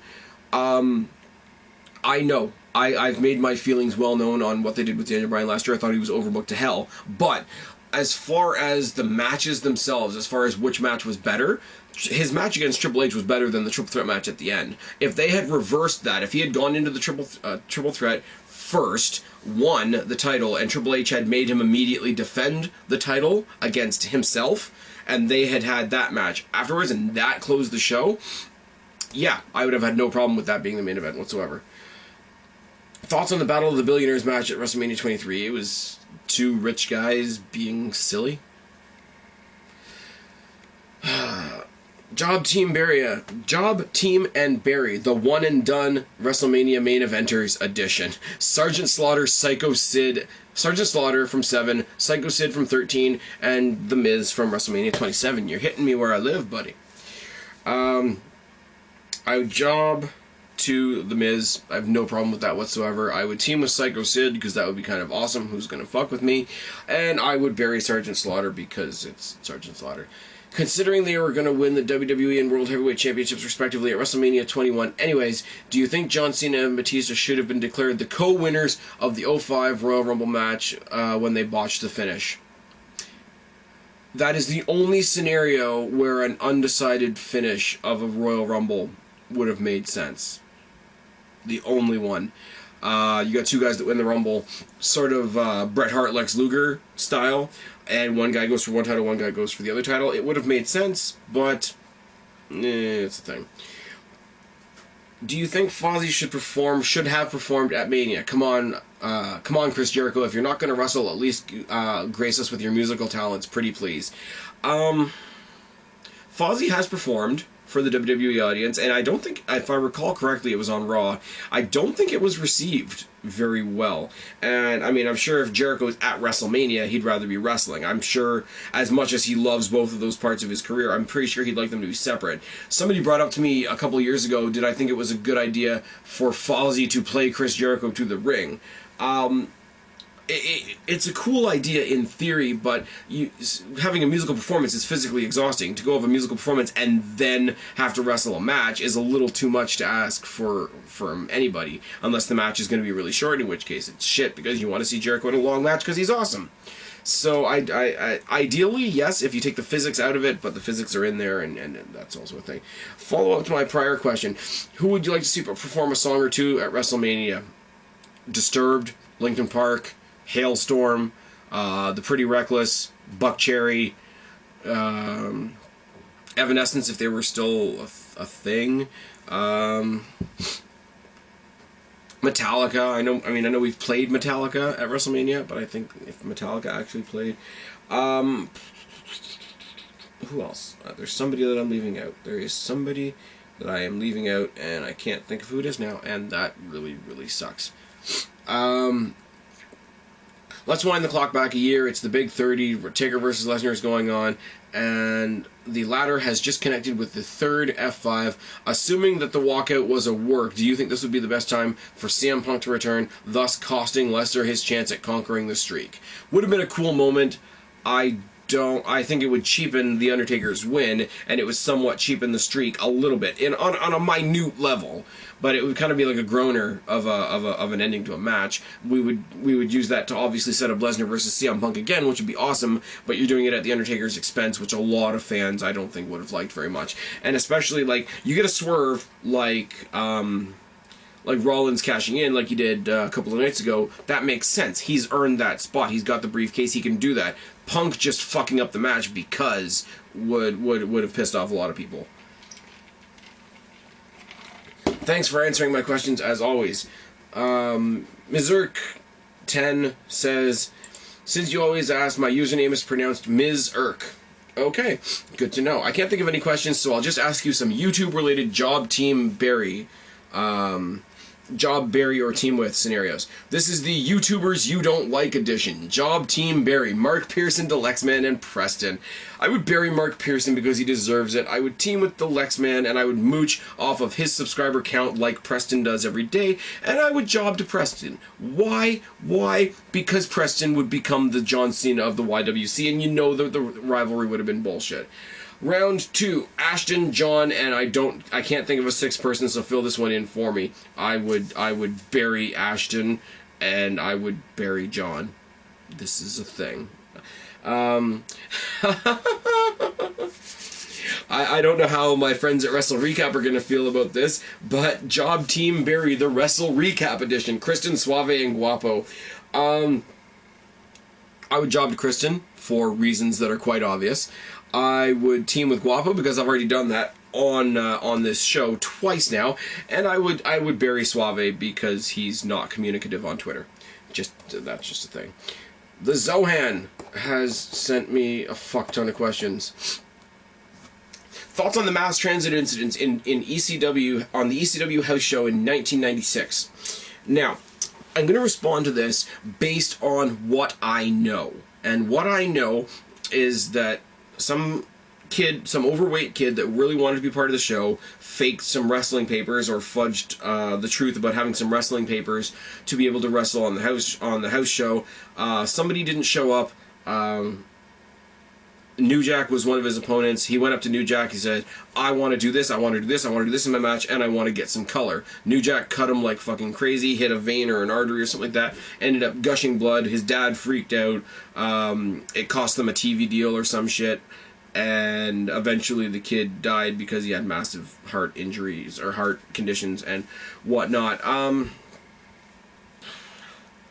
really don't... what the hell is that? I got a dead bit of skin on my lip, and that's gross, and I'm sorry that you guys had to see that.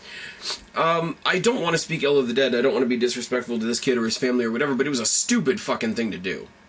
I mean, that is the beginning and the end of it. I mean, was he in the greatest situation to begin with? Was ECW exhibiting the greatest practices at the time as far as safety goes? Obviously not. Perfect storm of bad shit. It was just dumb. It was a collection of dumb decisions made by a lot of dumb people. Best performance by a wrestler in a movie...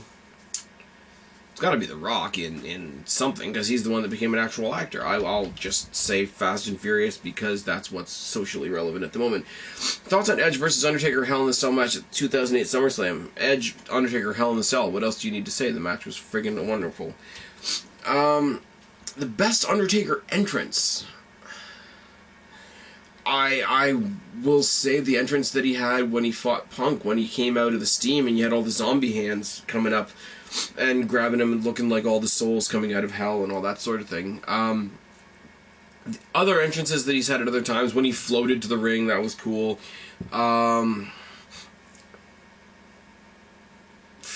His entrance last year, with all the different caskets of all the different victims and the one flaming casket for Brock Lesnar, was really cool. His entrance this year was really underwhelming, as I said in my review.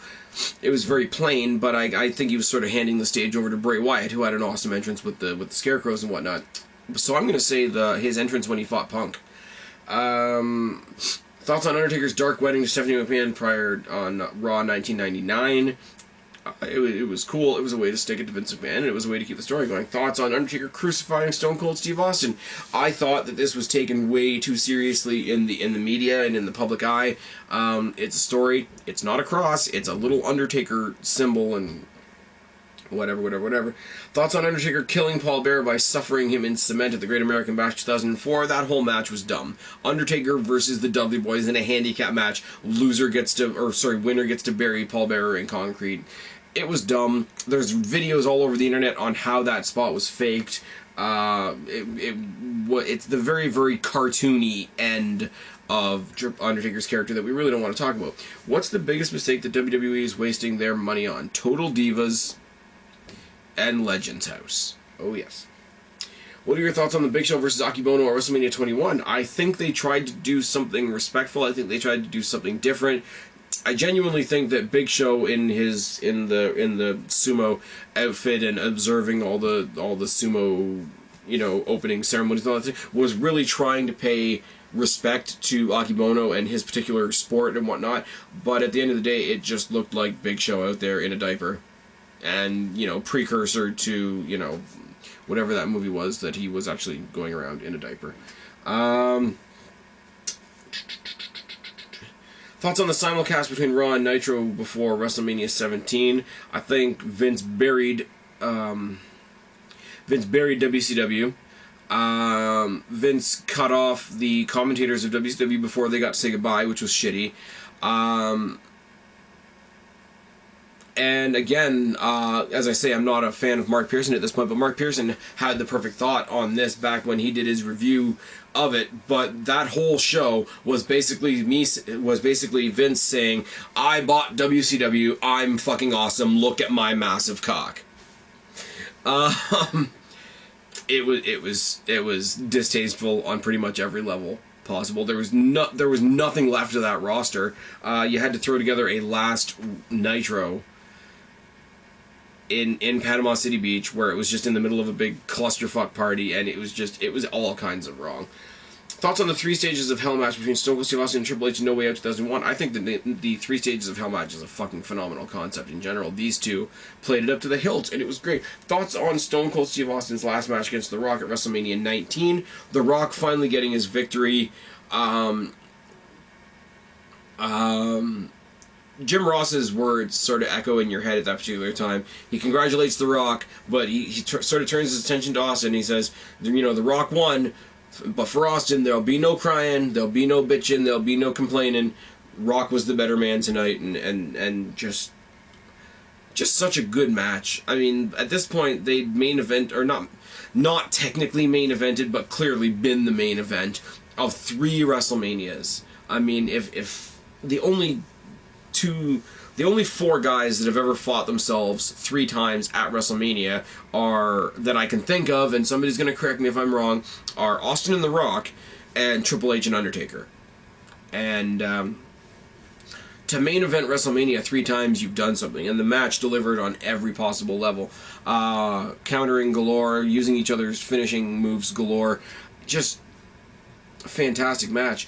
And when Rock comes out before this match, in the build to this match, saying everything he's done, all his accomplishments, all his titles, all his Hollywood success, all his, everything that he's done means nothing until I do this one thing, and this one thing is beating this guy at this event, and that will be the crowning achievement of my career, or one of them anyways. The build going in was fantastic. You saw that Rock had that singular mindset. He had that singular mindset, and he finally got it. And it didn't matter who was the good guy. It didn't matter who was the bad guy. This was just a match you wanted to see. There are certain matches that are just like that. There are certain matches that don't need a bullshit story. They don't need a good guy and a bad guy. They just need, I need to beat you. And that's what their match at WrestleMania 19 was. And I can watch that match over and over 100 times. Thoughts on the Wrestling Isn't Wrestling video by Max Landis. If you haven't seen it, go watch it. It's incredible. I have seen Wrestling Isn't Wrestling. It is fucking hysterical. It's 100% true. Wrestling is everything that we need it to be, and it's everything they say they are. It's a drama, it's a comedy, it's a fight movie, it's a sports movie. It's everything but wrestling. If you haven't seen this, Zohan has posted the link to this in the comment section of my February Q&A, which is what I'm reading off of right now. Go to this link.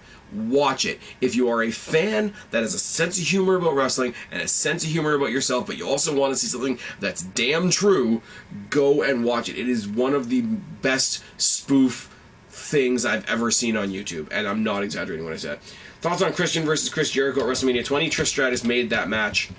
Trish Stratus made that match when she walks up the rampway with Christian looking absolutely heel slutty, and they have that ridiculous we're going to eat each other's face make-out spot at the side, and Jericho's just in the ring looking absolutely fucking heartbroken as only Chris Jericho can. The match itself is fantastic. The ending is fucking wonderful. Thoughts on pairing Dolph Ziggler with AJ Lee? Thoughts on pairing Dolph Ziggler or Daniel Bryan with AJ Lee? The way they bounced AJ between guys on the roster, it put her in the main event spot, and at the time I was saying that a lot. This is the only diva that's consistently in the main event spot. She's with Punk, she's with Bryan, she's with Ziggler, she's with Cena for a brief period of time, she's with Kane, which is weird. But it opened, and it didn't. I don't think it happened too much. It happened in sort of a joking way, but it really could have opened her up to just getting like massive like slut chants or something like that, because she bounced, and they made it out that it was because she was crazy, not because she was slutty. But it was still a very fine line to walk.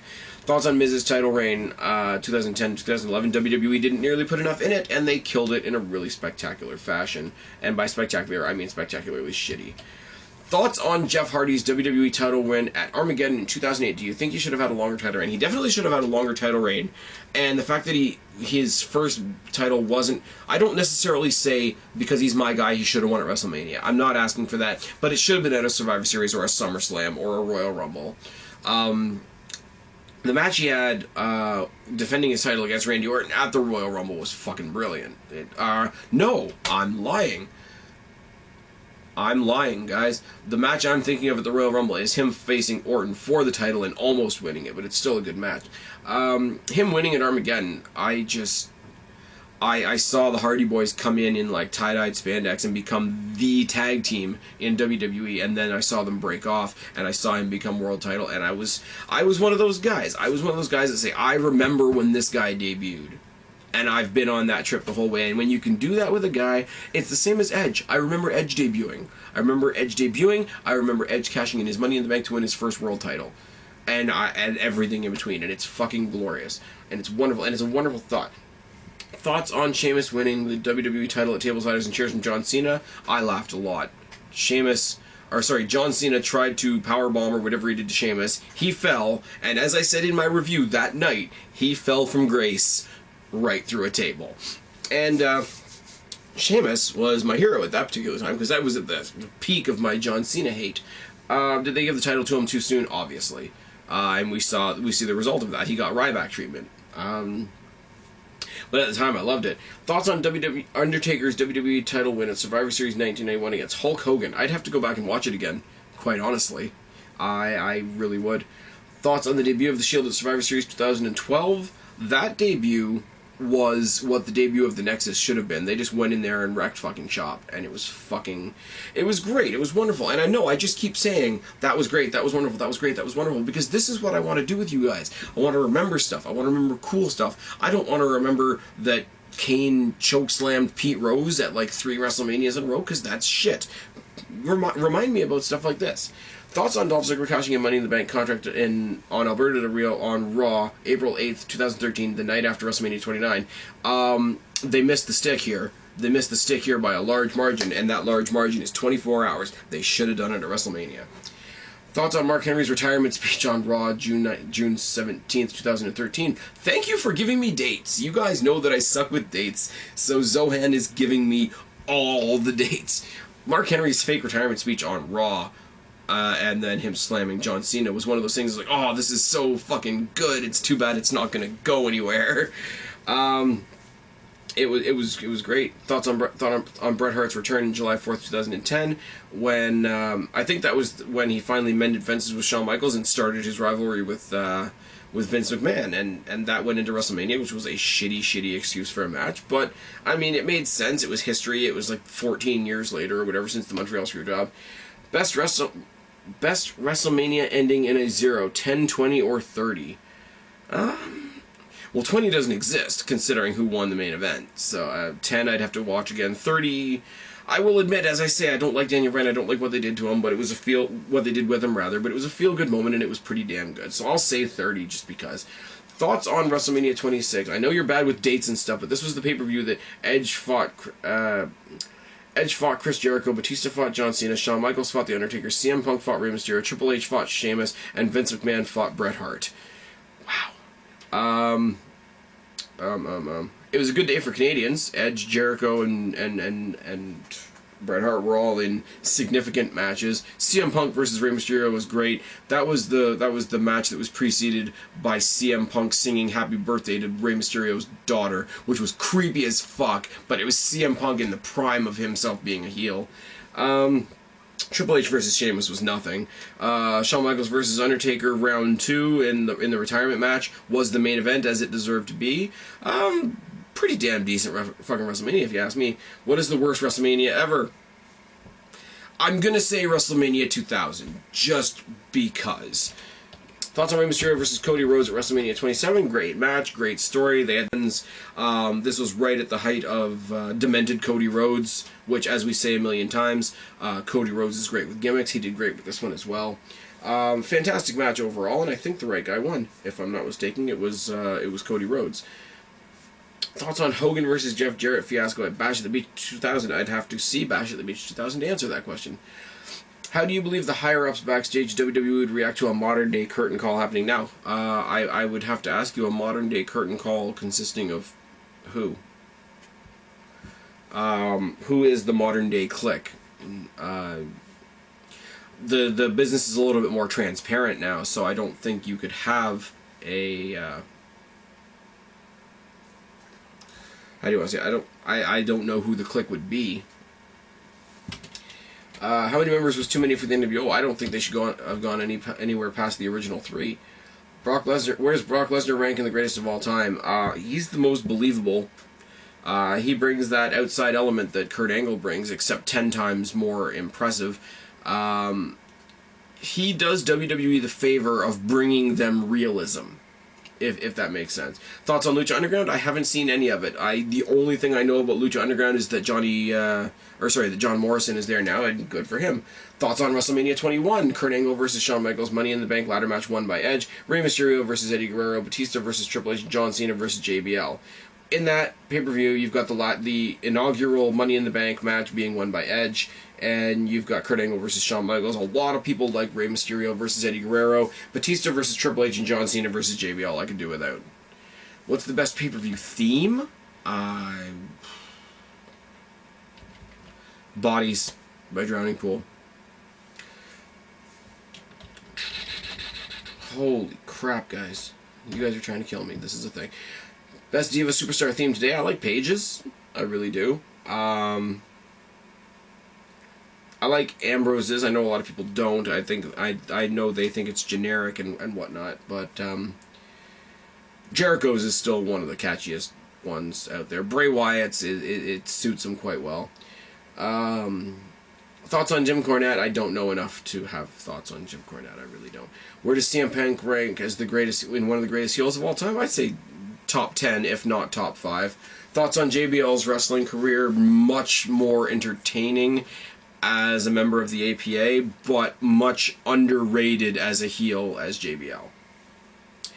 Who was the best King of the Ring?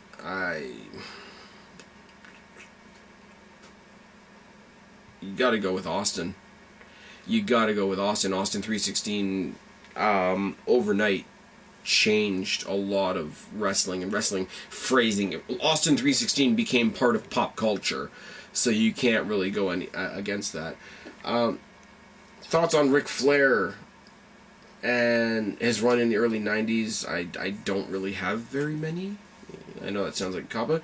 Best Chris Jericho title victory. Best Chris Jericho title victory was when he unified the titles, beating Austin and The Rock in one night. And I know that's a cliche, and it's part of half of his speeches throughout his career. But really, you can't get any higher than that. You beat the 2 hottest guys, probably in wrestling history, in one night to unify two belts of 2 companies that carried 2 very prestigious strings of history. You cannot ask for more than that. Thoughts on the Iron Sheik? I don't really have any. Which WrestleMania match didn't live up to the hype? I will say Lesnar versus Goldberg, because that was a snooze fest. When Seth Rollins splits from the Authority and goes solo or becomes the leader of another faction, if it's the latter, who should be in the faction? I think if they treated them like actual wrestlers, Rollins, Noble, and Mercury could be a faction. I don't know who else you would put with Rollins, because I think he's pissed off just about everybody else. What do you think WWE's main goal is after WrestleMania 31? Revitalize the roster, show that they're giving divas the due that they're due, and really, really toss the main event scene up on its head. How would you feel about Rusev winning the Money in the Bank contract this year, and when should he cash it in, and who should the champion be when he cashes it in? Wow. I wouldn't mind him winning. It's an odd choice because he's not a ladder match guy. I would love to see Rusev cash in on Lesnar, as messed up as that might sound. I think Rusev versus Lesnar has untapped potential that I don't think anybody's really thought of.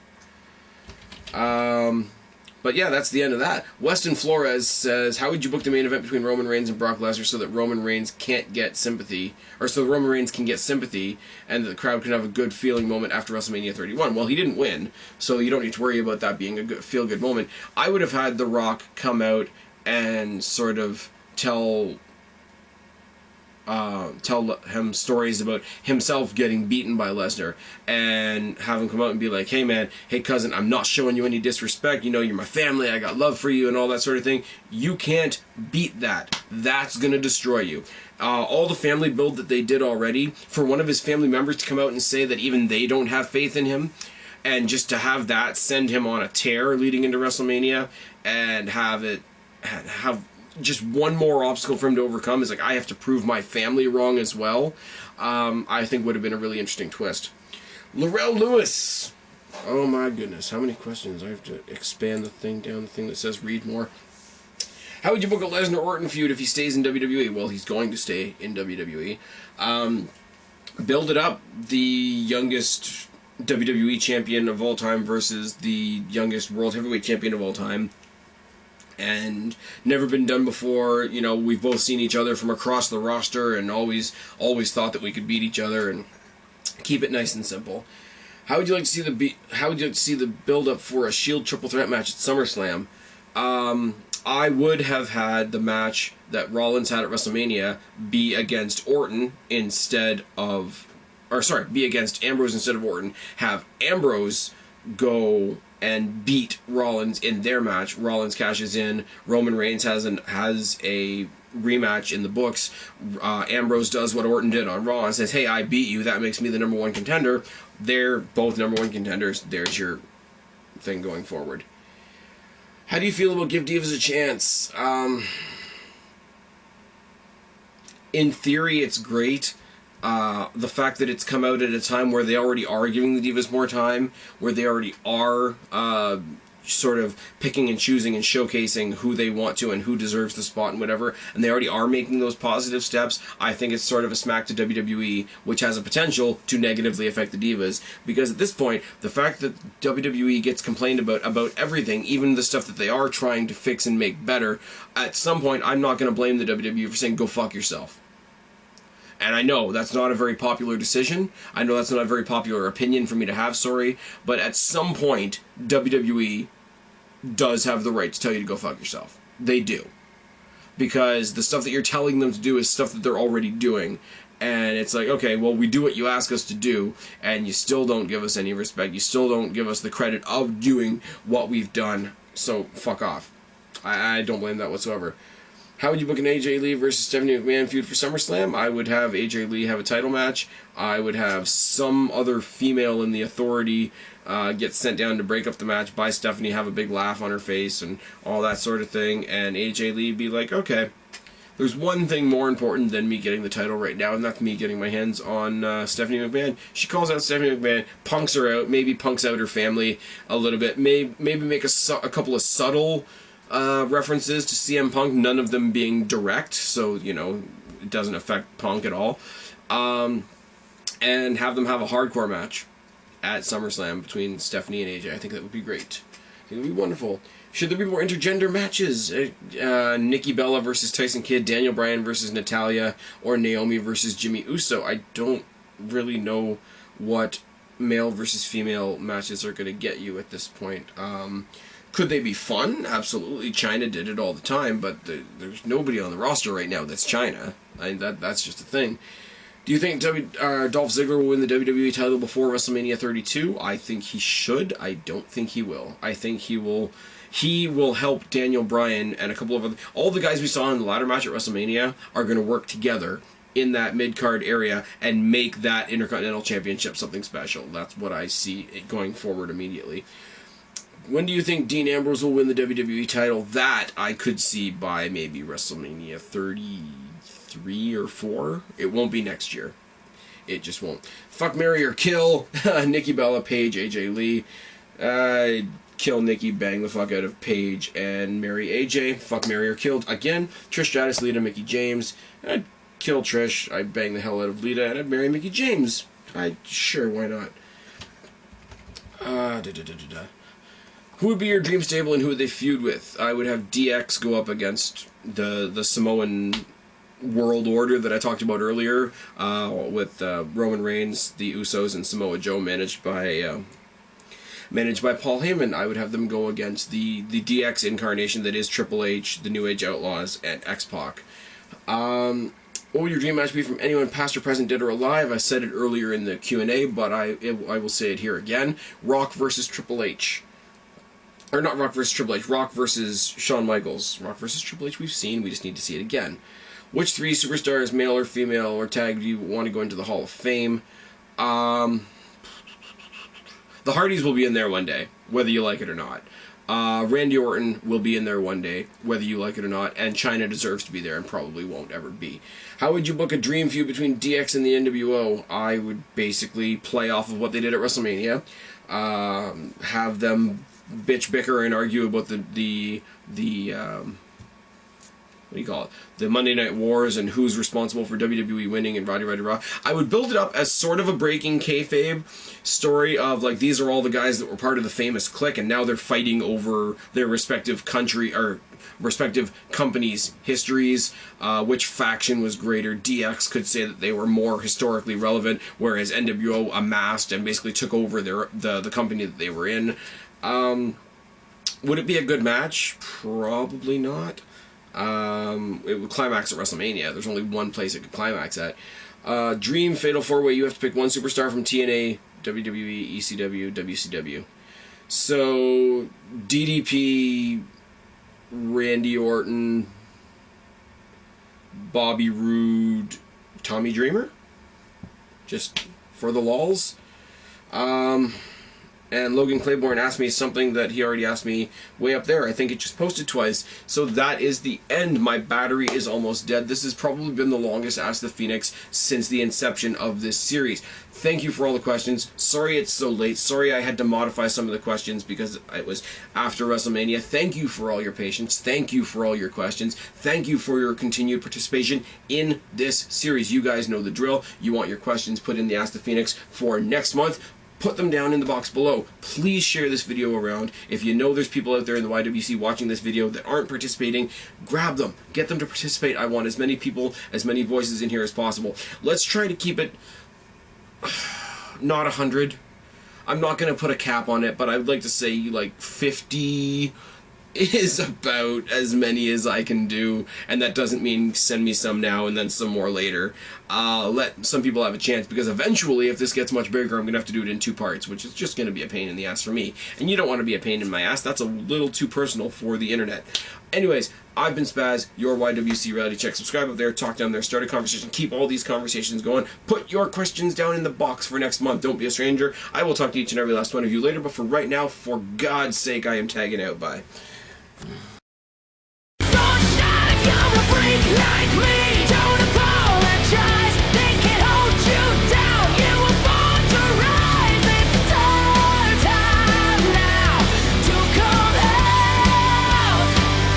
You're a freak like me.